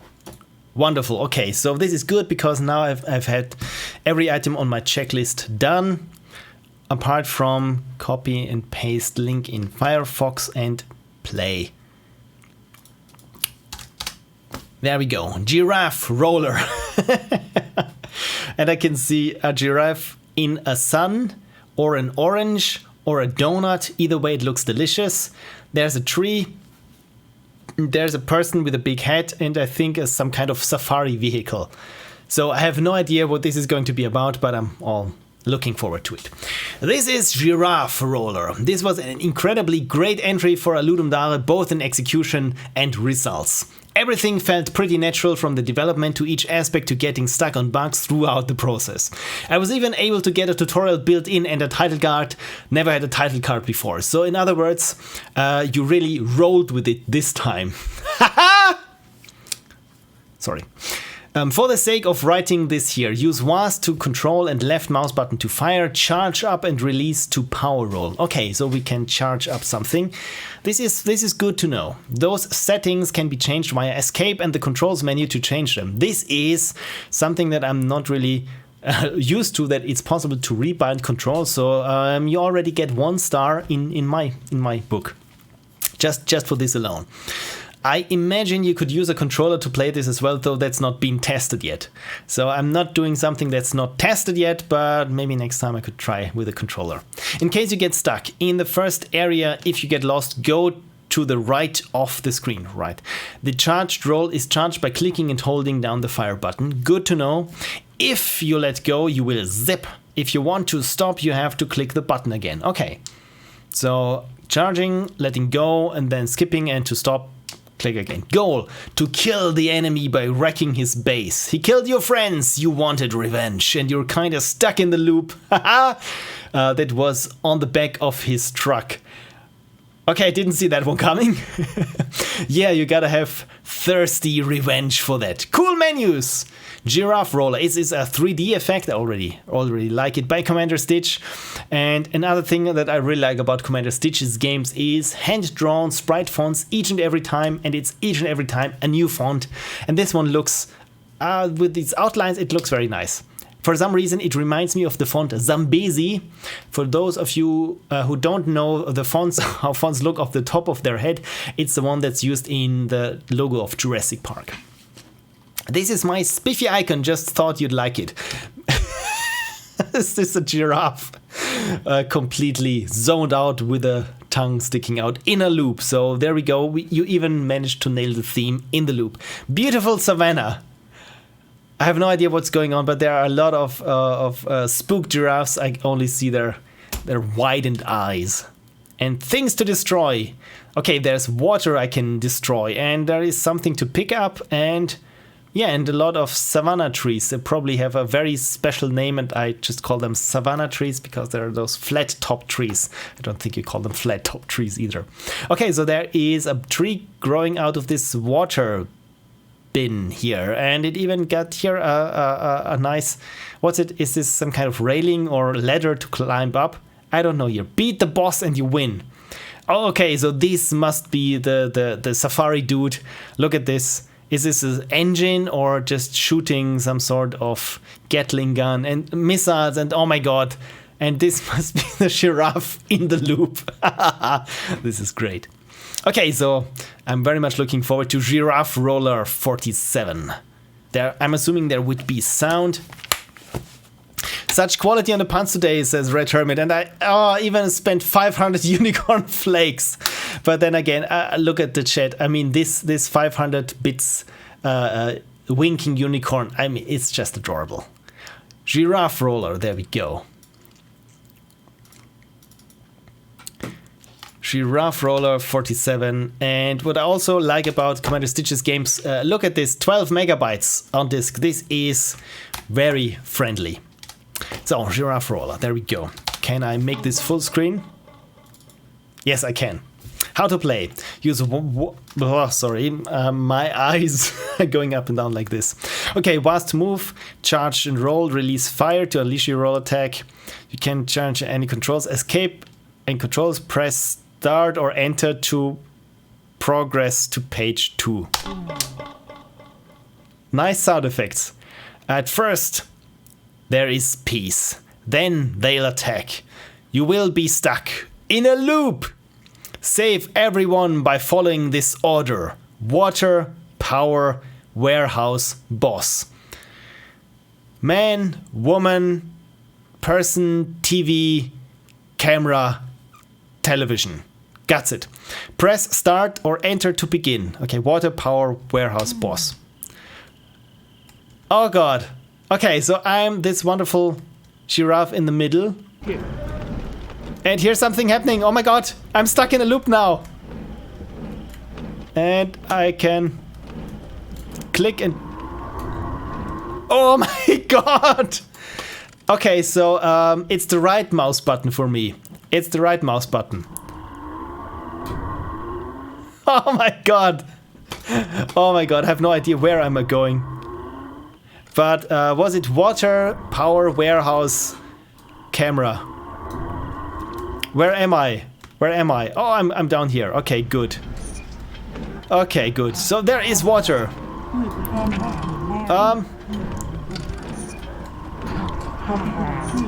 I'm not quite sure if I'm going into the right direction, but I'm being attacked. I'm being attacked. Where am I? Where am I? Okay, there I am. This is amazing. Okay, so the water itself is repairing and my score is at minus 400. So I'm not doing too good here. Okay, so stop. How can I... Okay, there is the boss down here. So this is not good. So I have to escape those... Oh, I think I destroyed the water. This is good. So the next one was power, right? So the power is zapping me. Power. Okay, cool. Okay, one thing that I need to get used to is that I have to go in the direction I want to charge and then charge. Apparently no. Apparently that's not what I need to do. Right click and now it works. Okay. You lost. Okay, so let's try this again. I got again a score in the negatives. My god, what am I doing? Press enter. Okay, so you know what? I will try now to outrun here this. Apparently it doesn't work. Can I? No, I probably I can't. Okay, so this must be the big bad boss. I'm stuck in a loop. By the way, I really like it when I'm going upwards and downwards. I see the side of the giraffe stuck in the loop. Okay, so now I need to go to the right, right? Yes, okay, now I know where I need to be going. So, yes, now it's working. I think now this is working what I'm doing.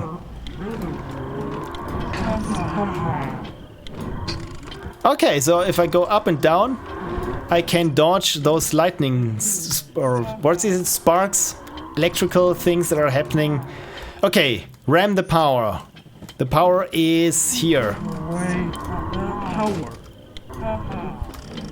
My god. It's really attacking me from all sides, isn't it?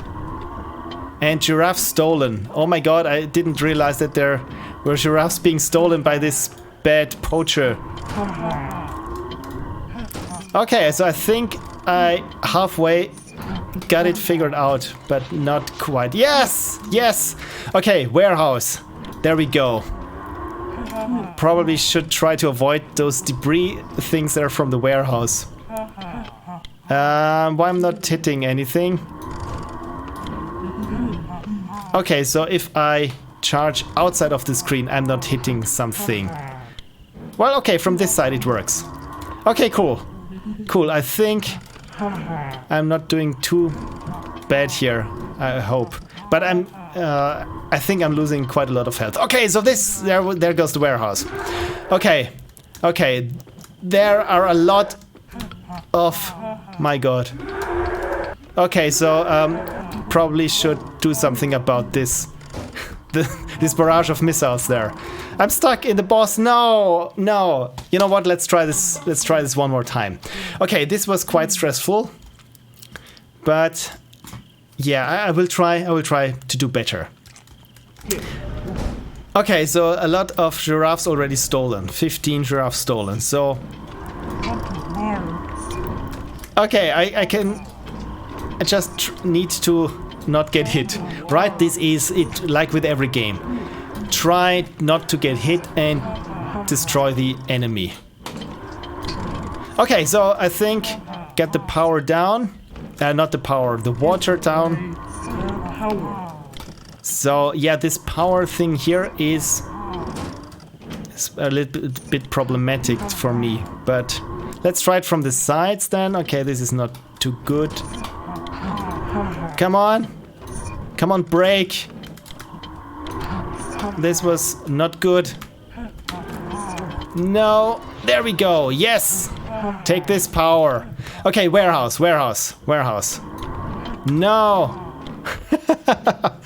My god, this is so crazy. But for some reason, it's like with those very weird games, the first platformers or something, right? Even with Mario, if you think about it, it doesn't make any sense. But at a certain point, you've just bought in and got invested too much. So everything makes sense now. So of course, water, power, warehouse, boss. So my health is not too good, but I think... Come on, warehouse. You're almost done for, right? Yes! Okay, so... oh my god, I jumped straight into the boss's, what was it, missiles, right? Okay, maybe I should dodge those. Okay, one last try, I think I've got this down. Okay, stuck in a loop again. Okay, water, power, warehouse, boss.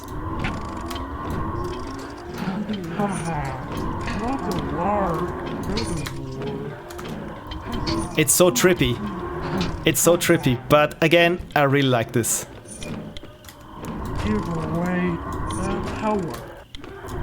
What throws me off a little bit is that when I roll over, that sometimes, well, right now it's working, that it feels that I'm not hitting something. But now, hey, look at this. It worked. There we go. Wonderful. By the way, I really like the sound design. It reminds me of some art house film in a sense.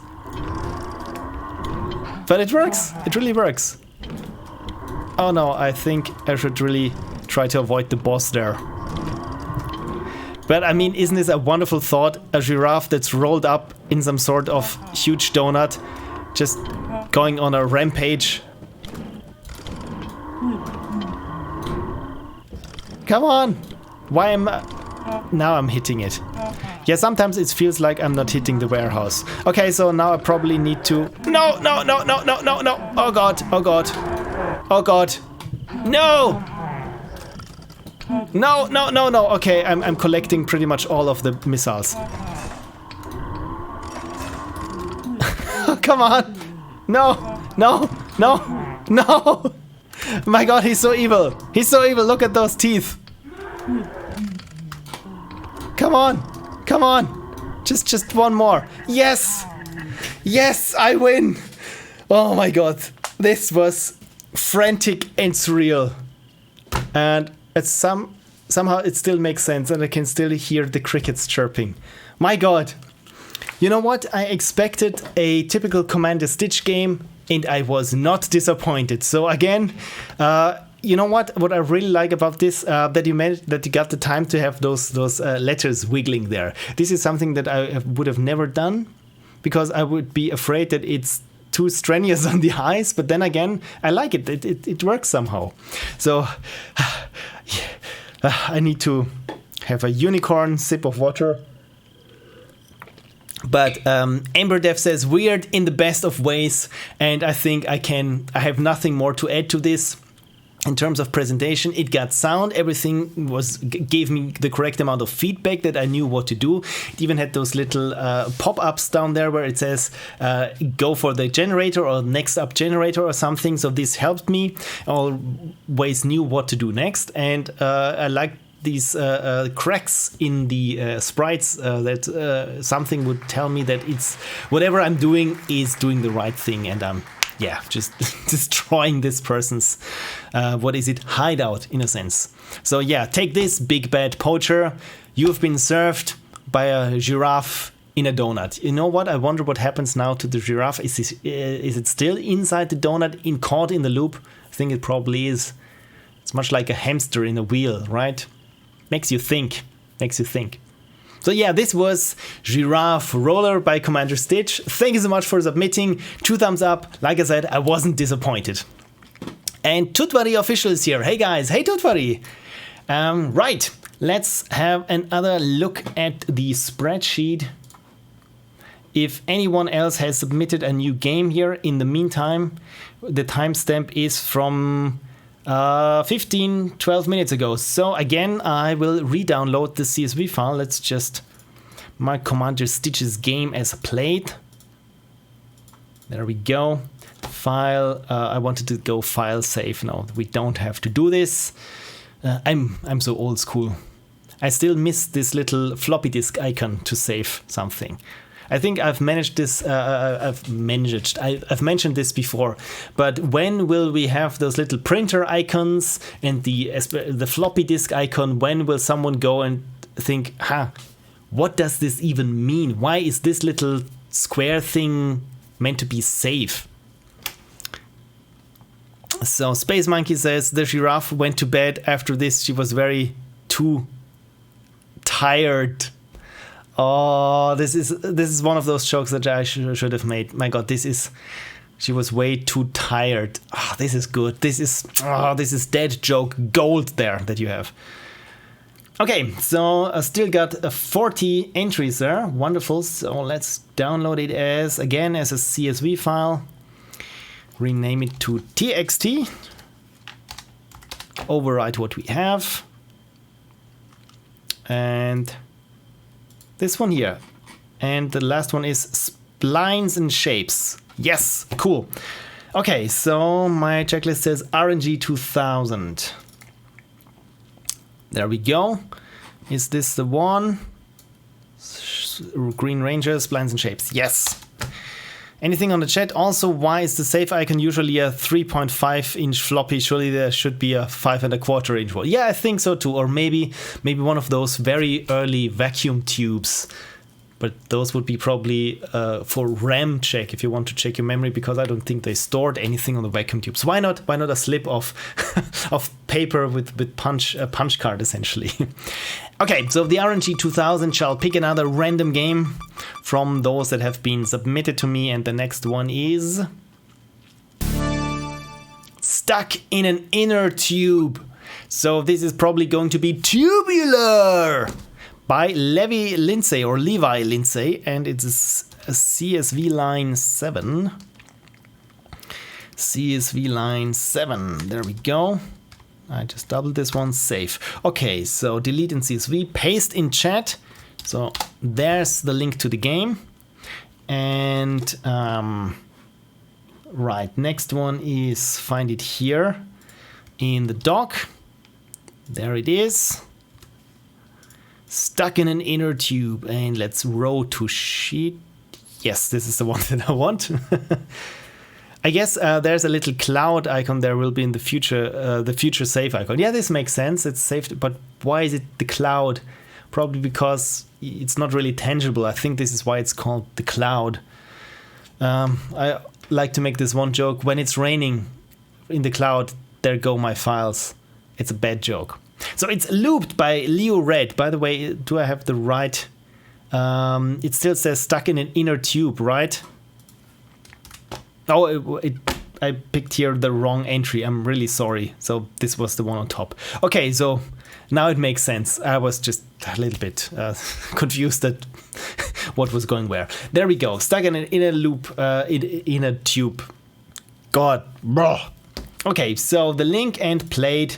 Why? Yeah, I played it, so this is why it made here. Okay, so it has absolutely nothing to this game, so I even can't tweet at Levi Lindsey. Again, sorry, but I'm playing your game right now. If you ever, if you ever watch this. Okay, so I should still have it here in my clipboard. That's the wrong Firefox window. This one here. This is the right one. There we go. Stuck in an inner tube, or stuck in a loop. There we go. Oh no, the player is stuck inside a loop that is their inner tube from a tragic inner tubing accident that left them stuck in the bottom of an endless crevasse. This sounds like a typical game premise, actually. Note, you can use arrows space to move, even though the game only indicates vast. Okay, this is very nice. My game is not as generous as yours. This is an endless climber 2D platformer game with novel wall bouncing mechanics. All design code, images, sound effects, and music were created by Levi. The creation of this game was also live streamed on Twitch at twitch.tv/UKULili Fury or Ukulele Fury /videos. And it's not UK Ulili. I never know. The theme stuck in a loop. The game addresses the theme stuck in a loop in two ways. My god, this reads a little bit like a homework report. The player is stuck inside a loop that is an inner tube from a tragic accident. The vertically scrolling level has no end. It loops through previous platforms if you get far enough. So it's apparently one of those those early arcade levels that if you manage to go beyond level 56. In German, we have the numbers. When we say 56, we say 56. And so it's the other way around. And this is why it will constantly confuse me. Either way, if it loops around in some arcade games, you start over. So I think there goes the loop. Controls vast for controlling and movement for jump. Also arrow keys and space. Software used Godot to create the game. Ace Sprite to create the images. BFXR for the sound effects. Deeply Mask for the music, so I'm assuming it's some sort of chip music. And Trello was used for brainstorming and planning. And thanks to RedHermit, I've recently discovered Trello, and so far I don't know what I'm doing, if I'm responding in the right tabs, but so far it's fun, it's nice, it got these little boards, I like it. Okay, apparently I can only play it on the web, so if there's music. 11. So this is, I already dig this little guy here with the tube.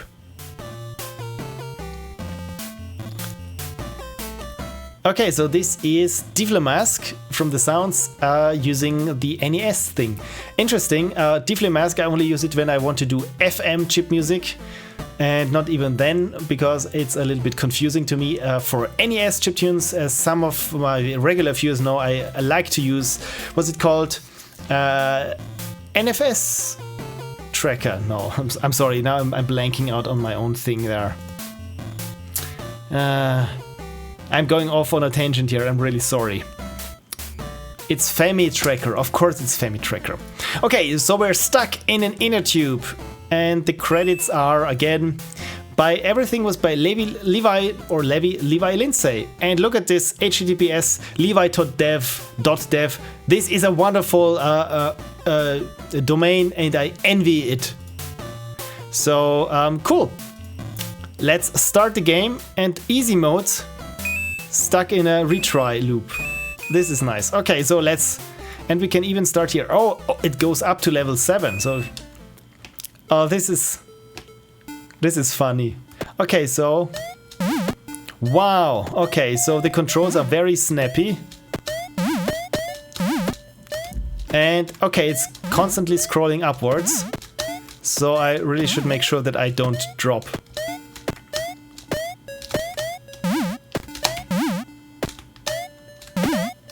Okay, so yeah, I like this wall bouncing there. I really need to get used to it a little bit, but oh, I can also jump with hitting up. This is helpful. You know what? I will try to play now with the cursor keys for some reason, and not with vast and space for jumping. For some reason, this makes more sense to me. Yeah, I'm not too good. But look at this falls too, it already counts. Oh, and I'm experiencing some kind of glitch there. Well, never mind, it's gone now. And I like it that the inner tube, of course, makes it makes this bouncing off the wall a little bit worse than I'm assuming it. I would have been assuming it at first, because those wall jumping, I mean, it's like, it makes sense. It's like an ice level, but also the walls are ice. Yeah, I'm not really getting used to the controls, am I?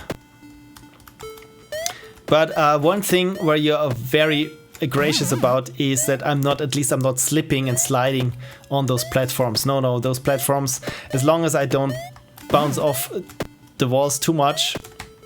Oh, damn it, I think I've almost made it there. Falls 6, so you know what, maybe this game should be called Fall Guys, because the guy is constantly falling. Has anyone ever done this name before? I don't think so. Yeah, not really too good, but I got air control, so this is helpful.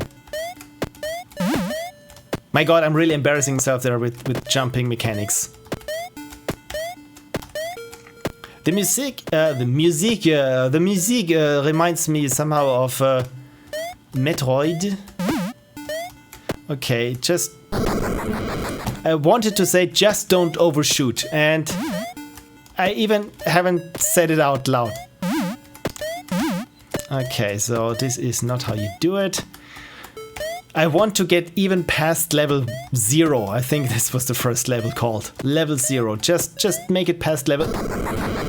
Probably not going to make it past level 0 then. I'm really sorry for you to have to watch this. This is not a bad game, this is a bad player. This is the reason why I don't usually stream games, me playing games at Twitch. It's not fun for anyone involved. Okay, so I'm at attempt 11 now. So if you see me struggling at this, you can only imagine how just grating it is watching me play Super Meat Boy. This is horrible. I'm horrible. But I really dig the graphics. It's very easy to spot what is foreground, what is background, and this little guy here in this... No, almost made it, in this little yellow suit with this inner tube. It's adorable, I really have to say. And I like the controls. It's weird me saying this, but yeah, they're nice. They're snappy. I really like it when... I like it more if they are snappy over if they are too floaty. Okay, don't blow it. Don't blow it. Thank you, music. Okay, so this one is a bit tougher now. Because I can't jump onto those from the bottom, I really have to jump straight on. And look at this, look at this. It's not really fun. It's not really fun to watch, I mean. This game is probably a lot of fun to play. So I would very much recommend this game to anyone looking for a, I would say, semi-challenging platformer. Okay, I like... Oh my god, almost made it. I like it that the progression in terms of difficulty, right? That the last jump, as you've seen before, I could only make it really if I use this wall bouncing mechanic, oh god, to my advantage.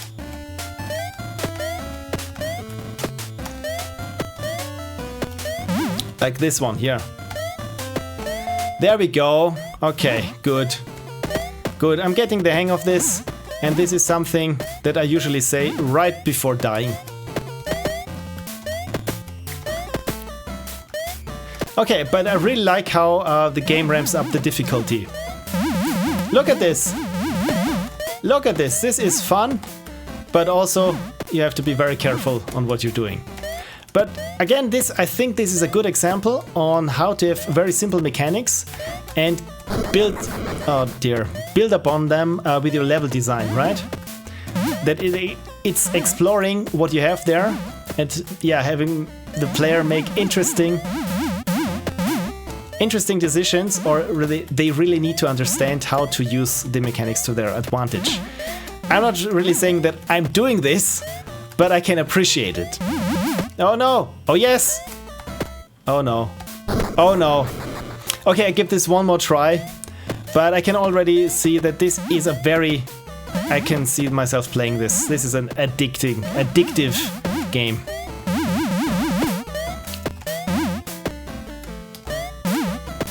What I also like is this progression is reflected in the music, right? I mean, there's more music than I had... Okay, one more try. One more try. One more try. Oh god. At least the first screen. I want to make it past the first screen. There we go. Oh dear. Okay, one more try. This was really bad. Okay, I think the genre of this game is one more try games, right? It's a bit like, yeah, Super Meat Boy or Civilization for that. No! No!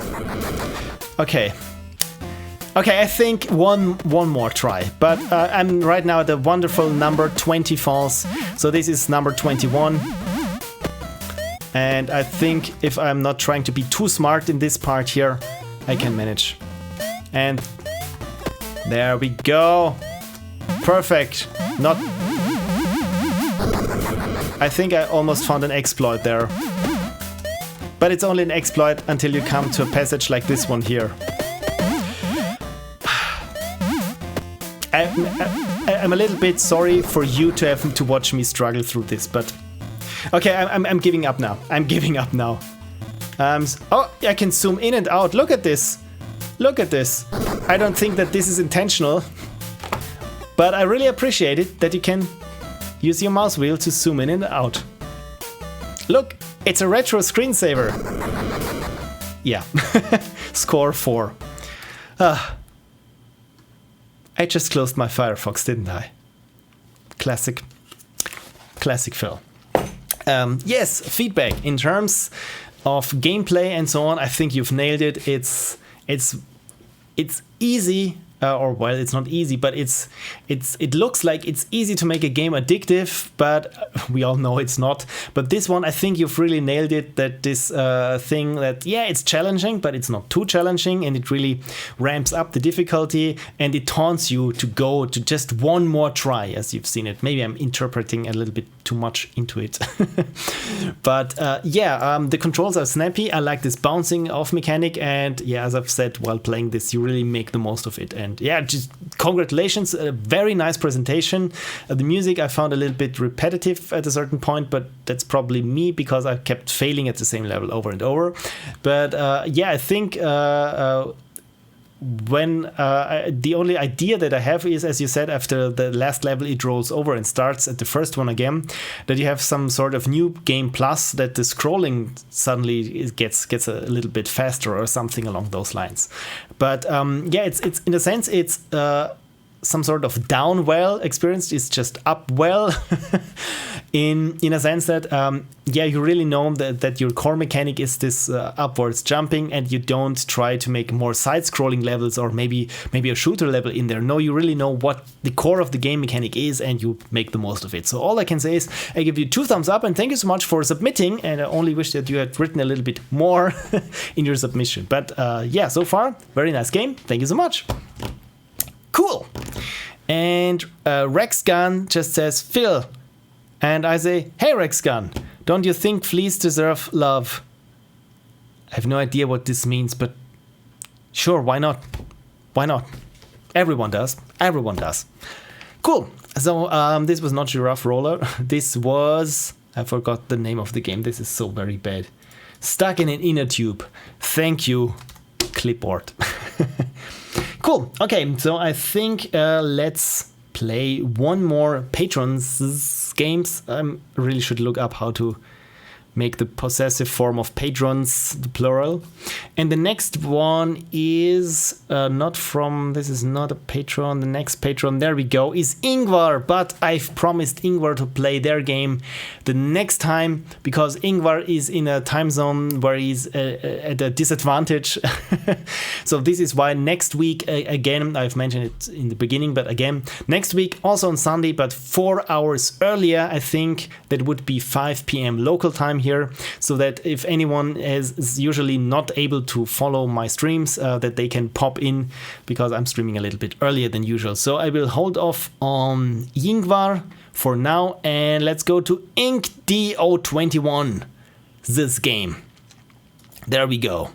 So where's my checklist? There we go. Delete now playing. Okay, now playing. Where is now playing?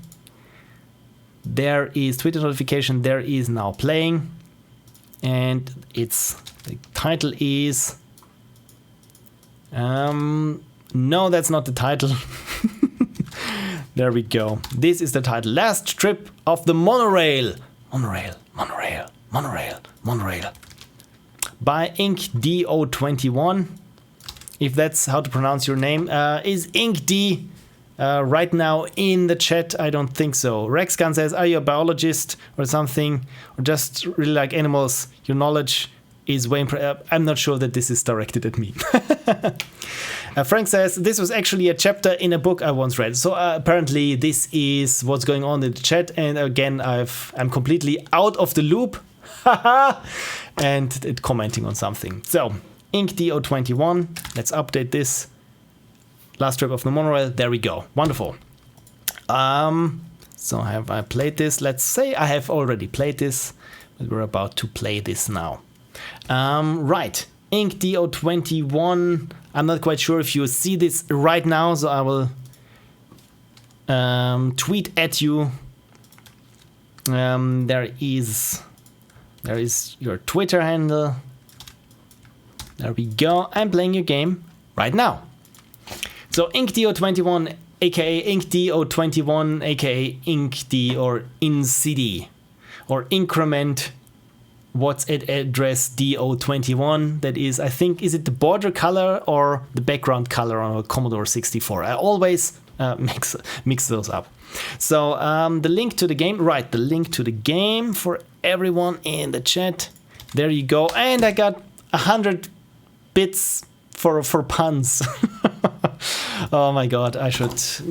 You know what? You shouldn't really incentivize me to make more bad puns, because if I spot any possibility, I will go all in. Okay, about the game. As always, the very limited time prevented me from implementing all I wanted, but I'm for once happy about what I created. For once.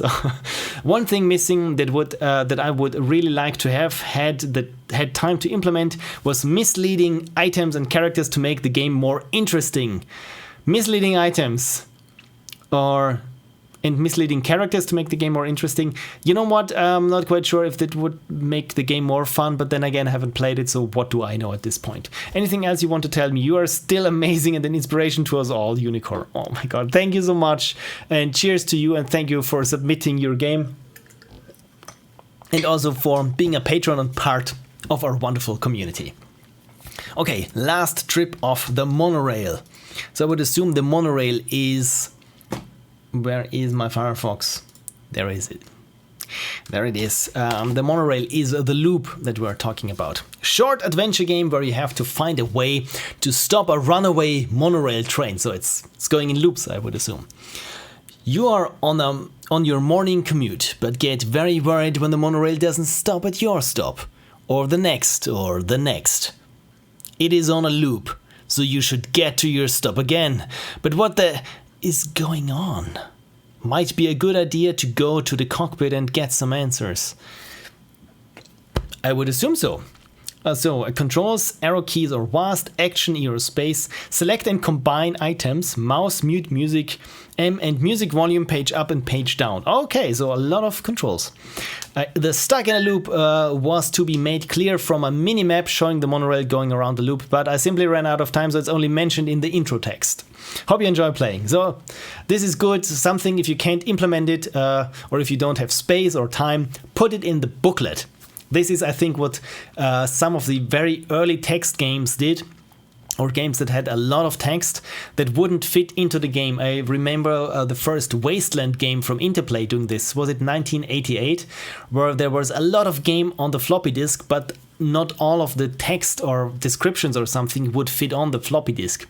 So what they did is they printed it into the manual, and the manual of course had a lot of more space for text than the floppy disk, incidentally. And the thing is, of course, that you as a player just don't read the booklet and pretty much know everything else. It also had a lot of misleading text paragraphs that weren't mentioned in the game. Usually it would say, yeah, go to page 20 and read the second paragraph or something. But many paragraphs that were just outlandish, of aliens ransacking the earth or something, that or barbarians or anything, that are just completely not part of the story or anything. So I really found this a nice way of going about players trying to cheat themselves out of the experience. Okay, enough game dev history. Monorail.7z. One bit of advice, or I'm not quite sure if everyone per default can open 7 zip files on their system. So this is why I always, at least I, go always for the good old zip format. But yeah, I'm well aware that, of course, I'll just call this Monorail, that 7Z files compress much better, or at least you get more options on how to compress your files if you know what you're doing. Look at this, it even got this little Monorail pixel icon there. Again, I love little pixel icons. Cool. So, you are on your morning commute, but get very worried when the monorail doesn't stop at your stop. Oh, there we got a typo. I'm this nitpicker that gets happy when he spots a typo, so I think it tells you all about my character. Or the next. It is on a loop, so you should get your stop again, but what the is going on? Might be a good idea to go to the cockpit and get some answers. Move. Okay, so pretty much anything that we've heard so far. By the way, is there music? I would assume there is music because the game mentions using the page up and page down key to change the volume of the music. Let me know if it's too loud or too quiet right now. Okay, so let's... Okay, so this is... I very much dig this little pixel style here. So, okay, the monorail is zipping by very fast now. And kill you! Is this some sort of little graffiti? I like this. Okay, so person with a hat and a lasso, I would assume it must be a cowboy. Yeehaw! I'm assuming it's a cowboy. The cowboy is happy to talk to you, but keeps talking about something called AD&D and that nobody should ever be without a rope.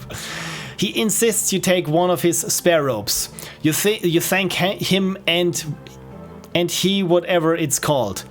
And he whatever it's called? Yee-haw! Okay, so I got a rope.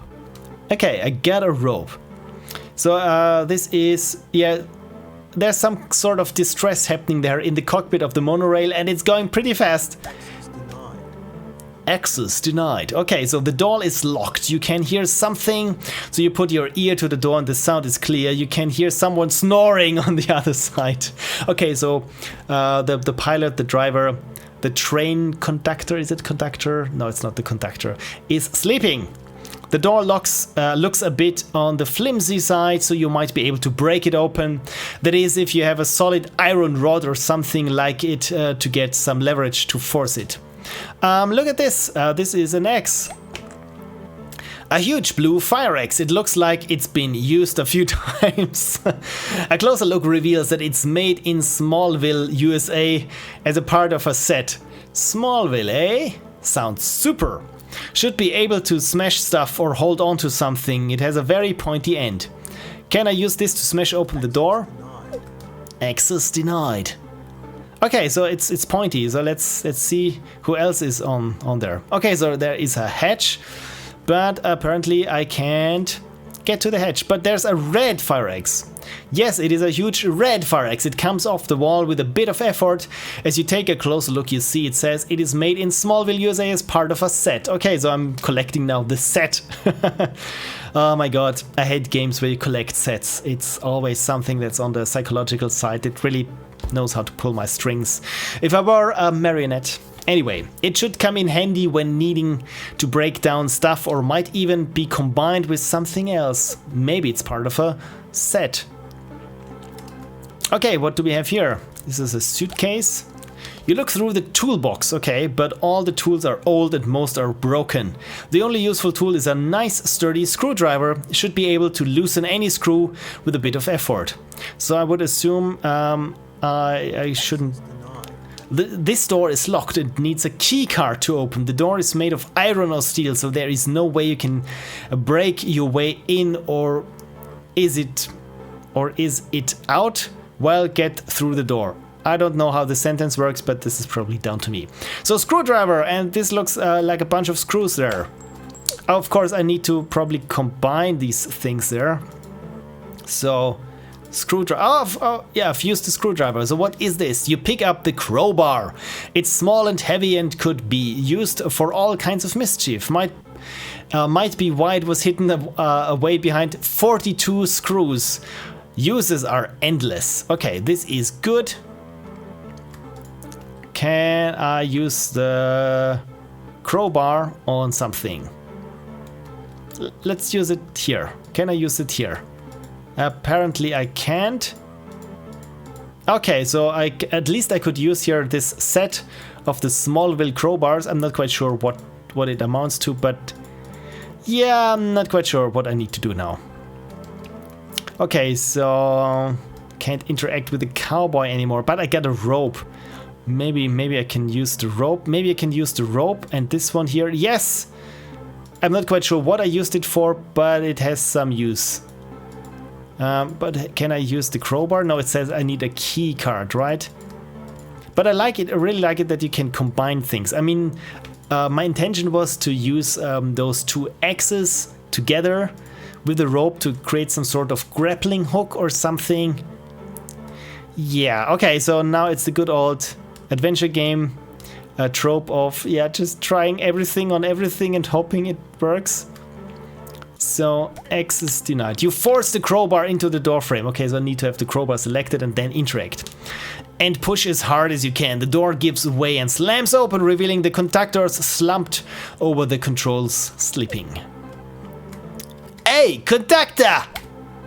The conductor is sleeping loudly. You pull him back and you see the readout of the control terminal has been replaced by what looks like a small game. Looking back at the conductor, it becomes clear what has happened. His t-shirt reads, "Who needs sleep for Ludum Dare?" He has been up all weekend making games, started work and just kept on programming. There is no way you are going to stop the monorail using the controls. You have to find another way. Oh dear, this makes sense. But what is this? This looks to be some sort of keycard.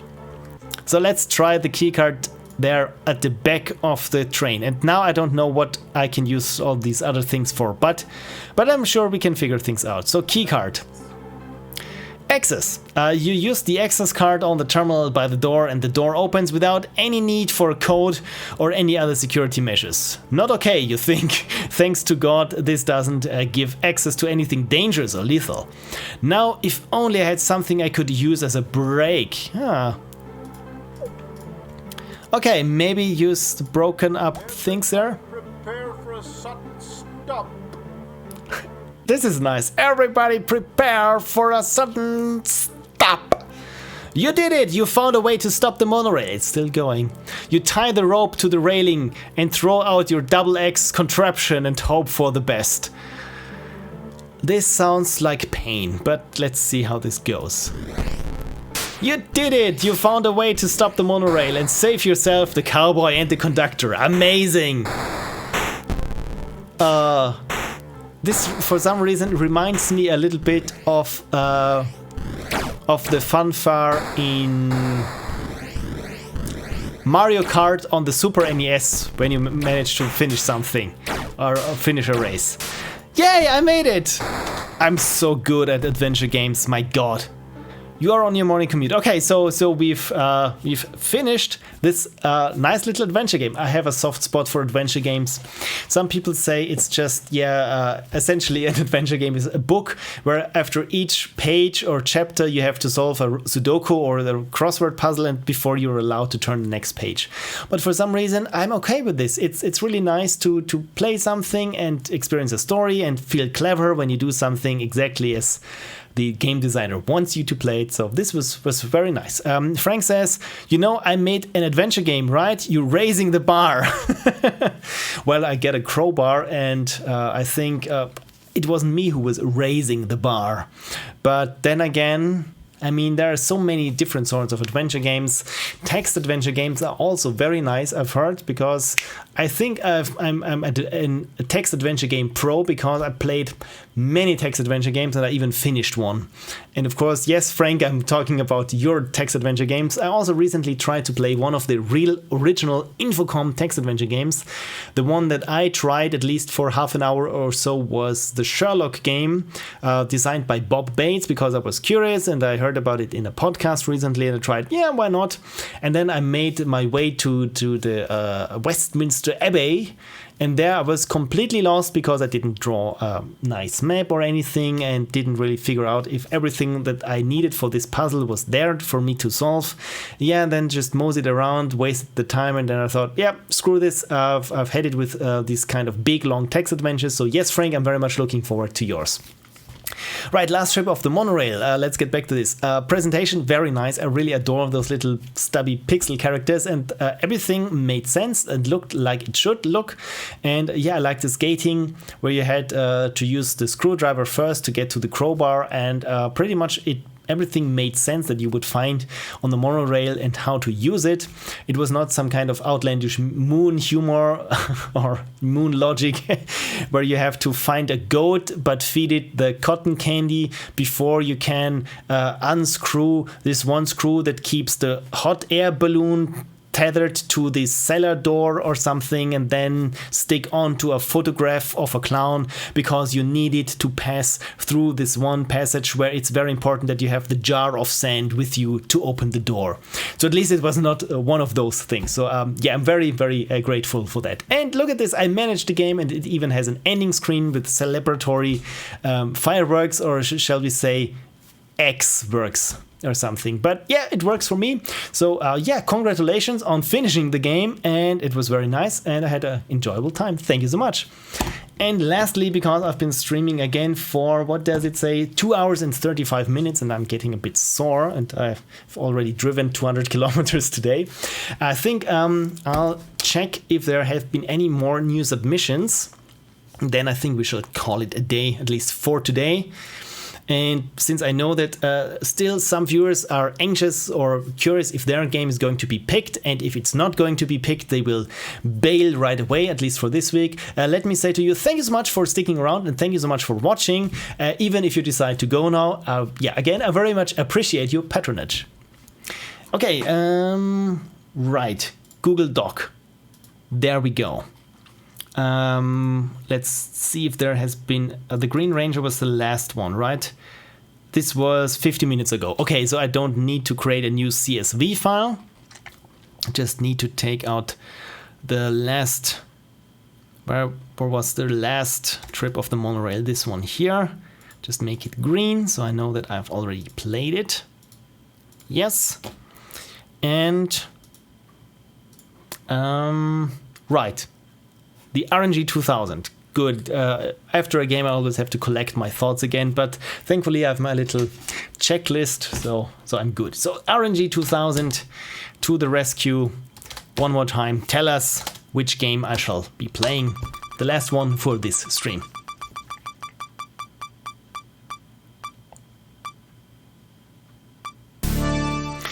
Almost, Erkberg, almost your game. It's Time Saver by someone whose screen name I don't know how to pronounce. So I just say it's Time Saver by some people, and we will find out more in a second. So it's number 2 in the CSV file. Haha, number 2.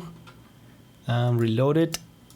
Yes, okay, so the thing underneath this little screen of me should have updated. Time saver, there we go. Delete and save. Twitter notification, maybe I will need it. Paste the game in the chat, there we go. Paste the game here, but first have a look in the document. There we go. I'm getting the hang of this. Hang of this. There is a yes that I've played it, and row to sheet. Good. Is there a Twitter handle? No, there is no Twitter handle apparently. So, okay. Paste in chat, tweet. Okay, I don't have to tweet anything. Cool. Gelgavish says, have to go, had a blast today. Yeah, thank you so much for stopping by. And RedHermit highlighted, I'm just wondering what this does. Nothing to see. Keep watching the stream.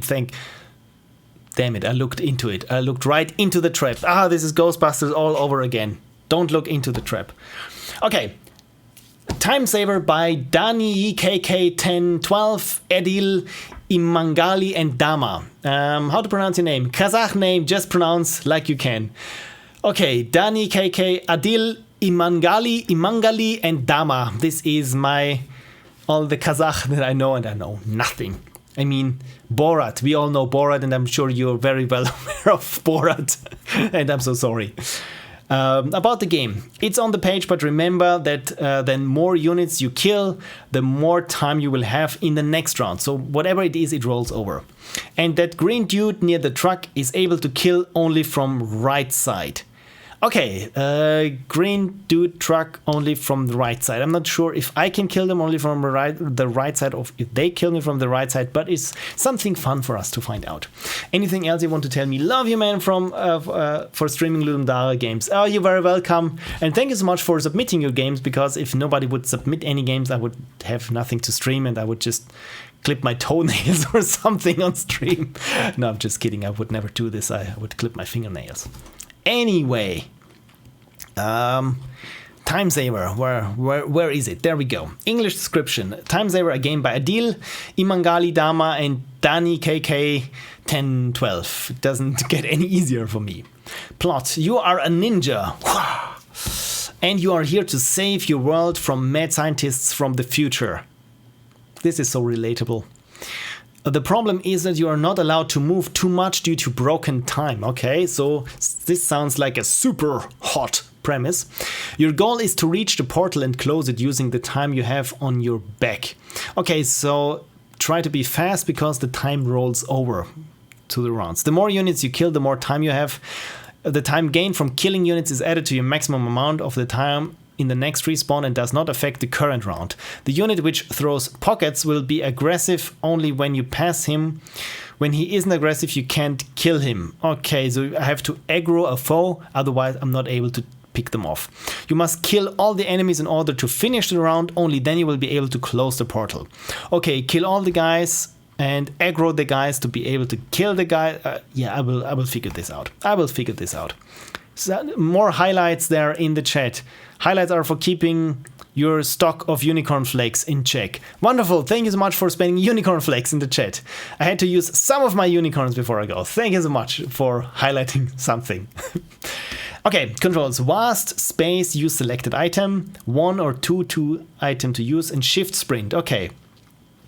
And lists of changes from previous versions available on GitHub. Okay, what do we have here? Ruskoye opisanie.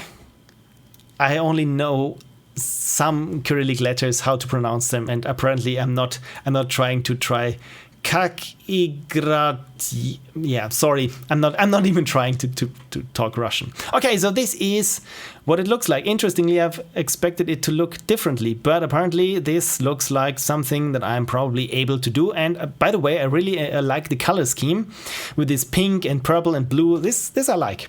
Okay, and there is a time bar on top, so the more you move, the less time you have. So it's time saver, and then there's a portal.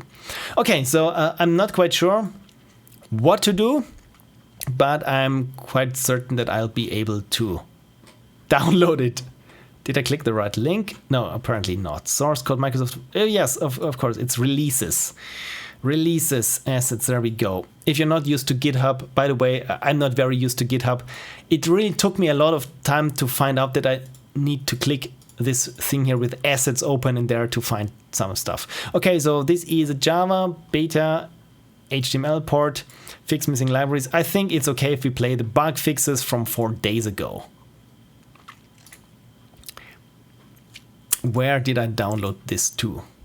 Wonderful. Oh, it's on the desktop anyway. This is good. This is where all good things should go, straight on the desktop. And I play this here, and it's also called Desktop 1.0 Beta 4. So, you know what? I will rename this also to Time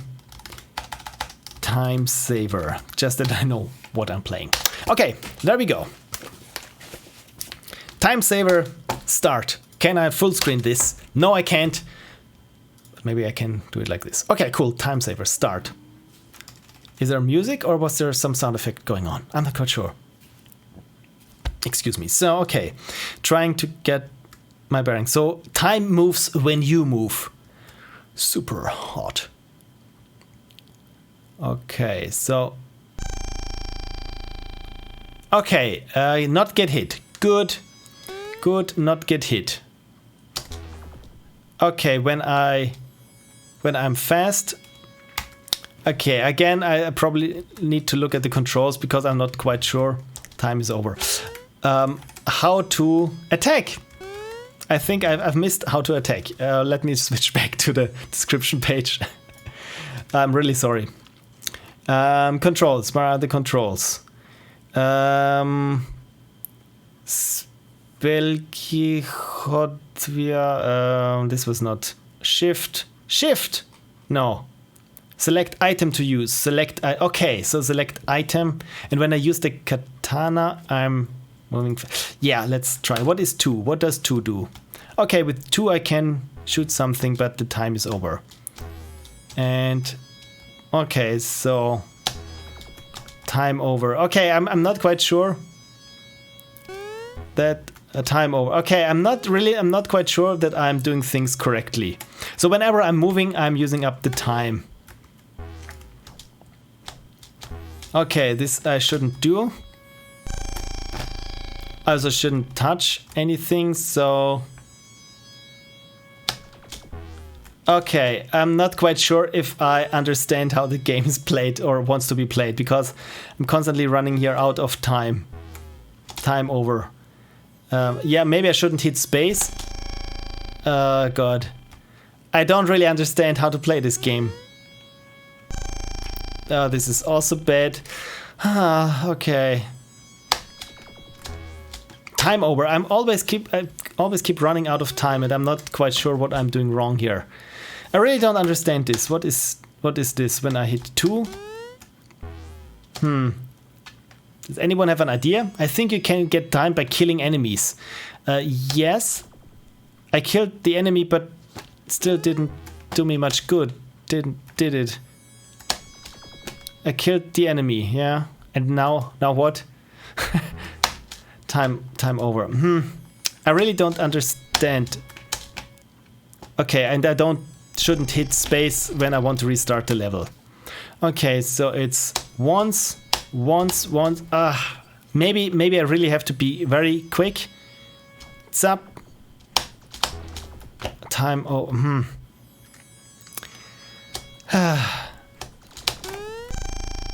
And this guy I can only attack from the other side. I think. Okay, so I just have to go swish. And this was too slow. Okay.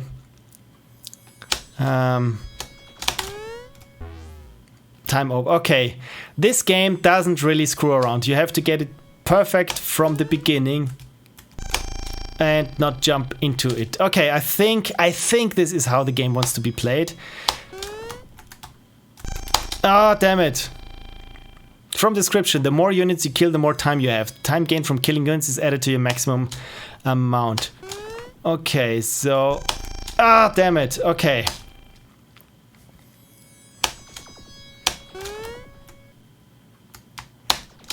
Okay, so I think I think this was it, but... Oh my god, seriously.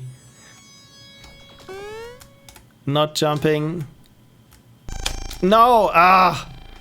Man, this one ambushed me again. Okay, so I think I'm getting, well, not the hang of it, but still somehow. Ah, time over. Okay, so this game has absolutely no wiggle room. You have to be perfect from the start. Ah! Why do I always keep falling for this?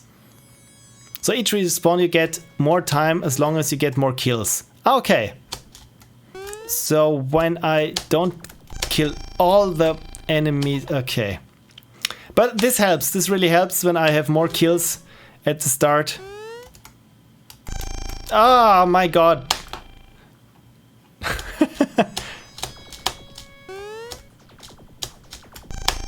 Okay. Okay, I think I know what this game wants of me. It wants me to play super fast. And also super super hot. Ah, I thought I would dodge it. Okay, apparently not. Yeah, leave this guy out for now. Ah, this is so unfair. It's not unfair. I just keep falling for the same trick each time. There we go. Not this time. Yes, again this time. My god. What is he throwing anyway? Okay. Maybe I should also switch my attack. Yeah. Apparently not. Okay, I can only do this shuriken thing once. Okay, then probably not. Let's not do the shuriken thing once. Yeah, this was bad. Okay. I think he's throwing watches, Frank says, and yes, this would absolutely make sense. What? Now you know why I'm not too good at Super Meat Boy. No! Ah, damn it. Okay, this is more a game that's trial and error, or in a sense that you really have to memorize how to play the level.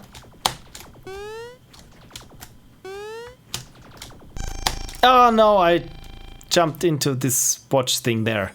But hey, I didn't get this far before. There we go.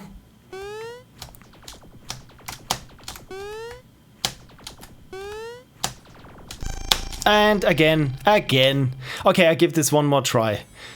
But... oh, right. Of course, I was sloppy.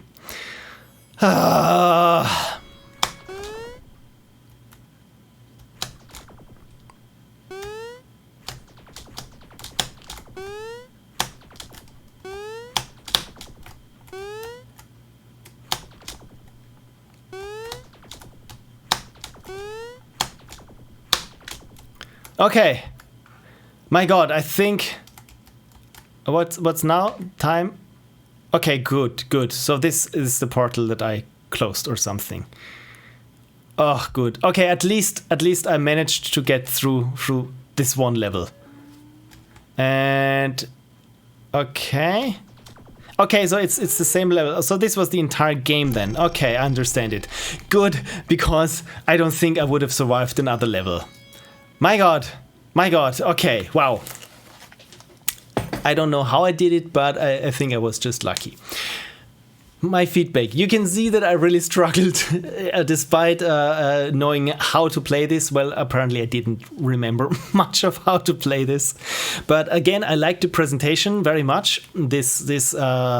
The color scheme there and the pixel look, for some reason it works for me. That usually doesn't, that we have big chunky pixels in one part, but now this super resolution for the background there. But for some reason it kind of worked for me. What didn't work for me was essentially that I had to learn the level or how to beat the level, and I would have enjoyed it a little bit much better if the game would allow for a little more mistakes, maybe that I could get hit a couple of times or something like this, because I was close to giving up when I didn't figure things out. Because what was fun, however, was when, as we can see here, this part here with the eyeballs, where you really feel like you're slashing like a ninja, right? Maybe have something that when I'm slashing an enemy mid-air or something, that I jump a little bit, like so that I can slash myself from enemy to enemy or something like this, because this works very much for me. It's just maybe just missing this something that I get a boost or anything from slashing. And yeah, but I think the biggest problems that I had is that I had to memorize the level and then execute it flawlessly. In a sense, I think this is also the reason why I've given up on Super Meat Boy, because at the time I just felt it's like, okay, left, right, left, wait, jump fast twice, and then you mess up, and in the end it's just trying to get further and further each time. So I wasn't having too much fun with this game, as you can see. But I mean, after all, it's a gem game, and we always know that even if you manage to finish something, it might not probably be the best thing or your initial vision when you just try to finish something. So yeah, my advice would be to just make it a little bit easier to get into the game, because then of course you can always ramp up the difficulty in the end, as with any game. All right, cool. So let me switch back there to the full screen of me, myself, and I.